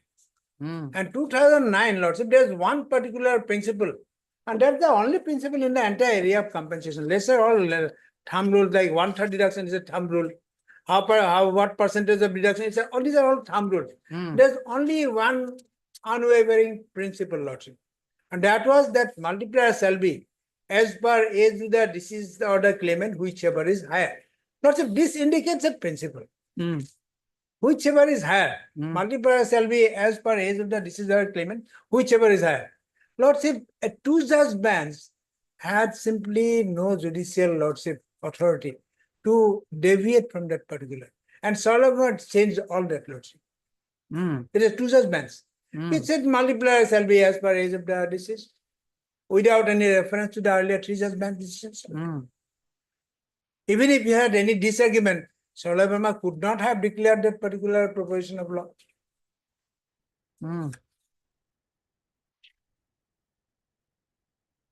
Thereafter, Lordship, some judgments had been coming, three-judge benches also, but not a single judgment had come which said, Lordship, talked of overruling Trilok Chandra. Not just Trilok Chandra, there's another one also, Kailasan. This under one judgment I have quoted here. 2 three-judge bench decisions, and it just went ignored, Lordship. Some all two-judge judges were passing judgments against the three-judge bench. And even three-judge bench, like in Rajesh versus here, and there are lots of judgments which did not, which had no authority even to deviate from that Trilok Chandra. For a judgment also which stood the test of time, 13 years, 1996, 2009, till Sarla Verma came. That was the principle all courts in the country following, Supreme Court was following this. There is a point, Lordship, I am saying that, Lordship, what will happen? It's not my first time, Lordship. I've been making this argument for last 10, 15 years, Lordship. I've been before the Honorable Division Bench on particular this point. And the arguments that I had made before the Division Bench, Lordship, in one of the cases, I see I've been vindicated by this para 18 to 34 of the Supreme Court, this pronouncement, Lordship. That's what I have been saying. But what had happened, Lordship? even before the constitutional bench, 5 judge bench, no one pointed out that the judicial discipline has been breached by Sarda Verma. And Supreme Court just because no one pointed out the judicial inconsistencies in Sarda. But even then, Supreme Court has taken into account this Sarla Verma. That's what I'm saying. Uh, No one just, it was the duty of and some. endorsed some the view taken by it the was the Sarla. duty of some advocate also to point out Hmm. that the judicial discipline that the Supreme Court is very, lordship, holding in such high lordship, the judicial discipline cannot be breached.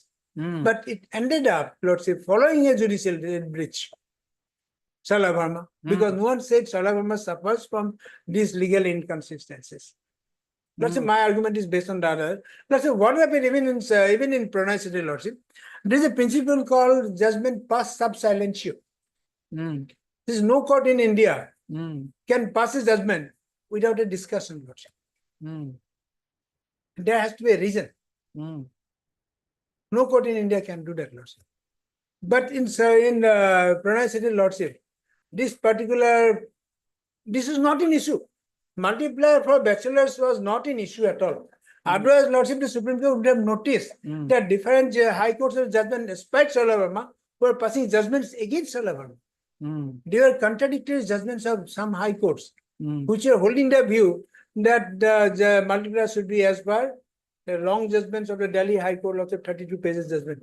I'll produce it to your lordship on the next day. Some all the judgments which different high courts are producing. No, now we have come That to was this not point. an issue. Despite that, lordship, the Honorable Supreme Court, 5 judge bench, passed the judgment without a discussion on this particular raging controversy, lordship. So, lordship, I have a point. Lordship, on top of it, lordship, it's a long argument, lordship, but I'll say one thing, lordship. This our system, lordship, section 168 of the MBI, it speaks of just compensation. Just compensation is neither more nor less.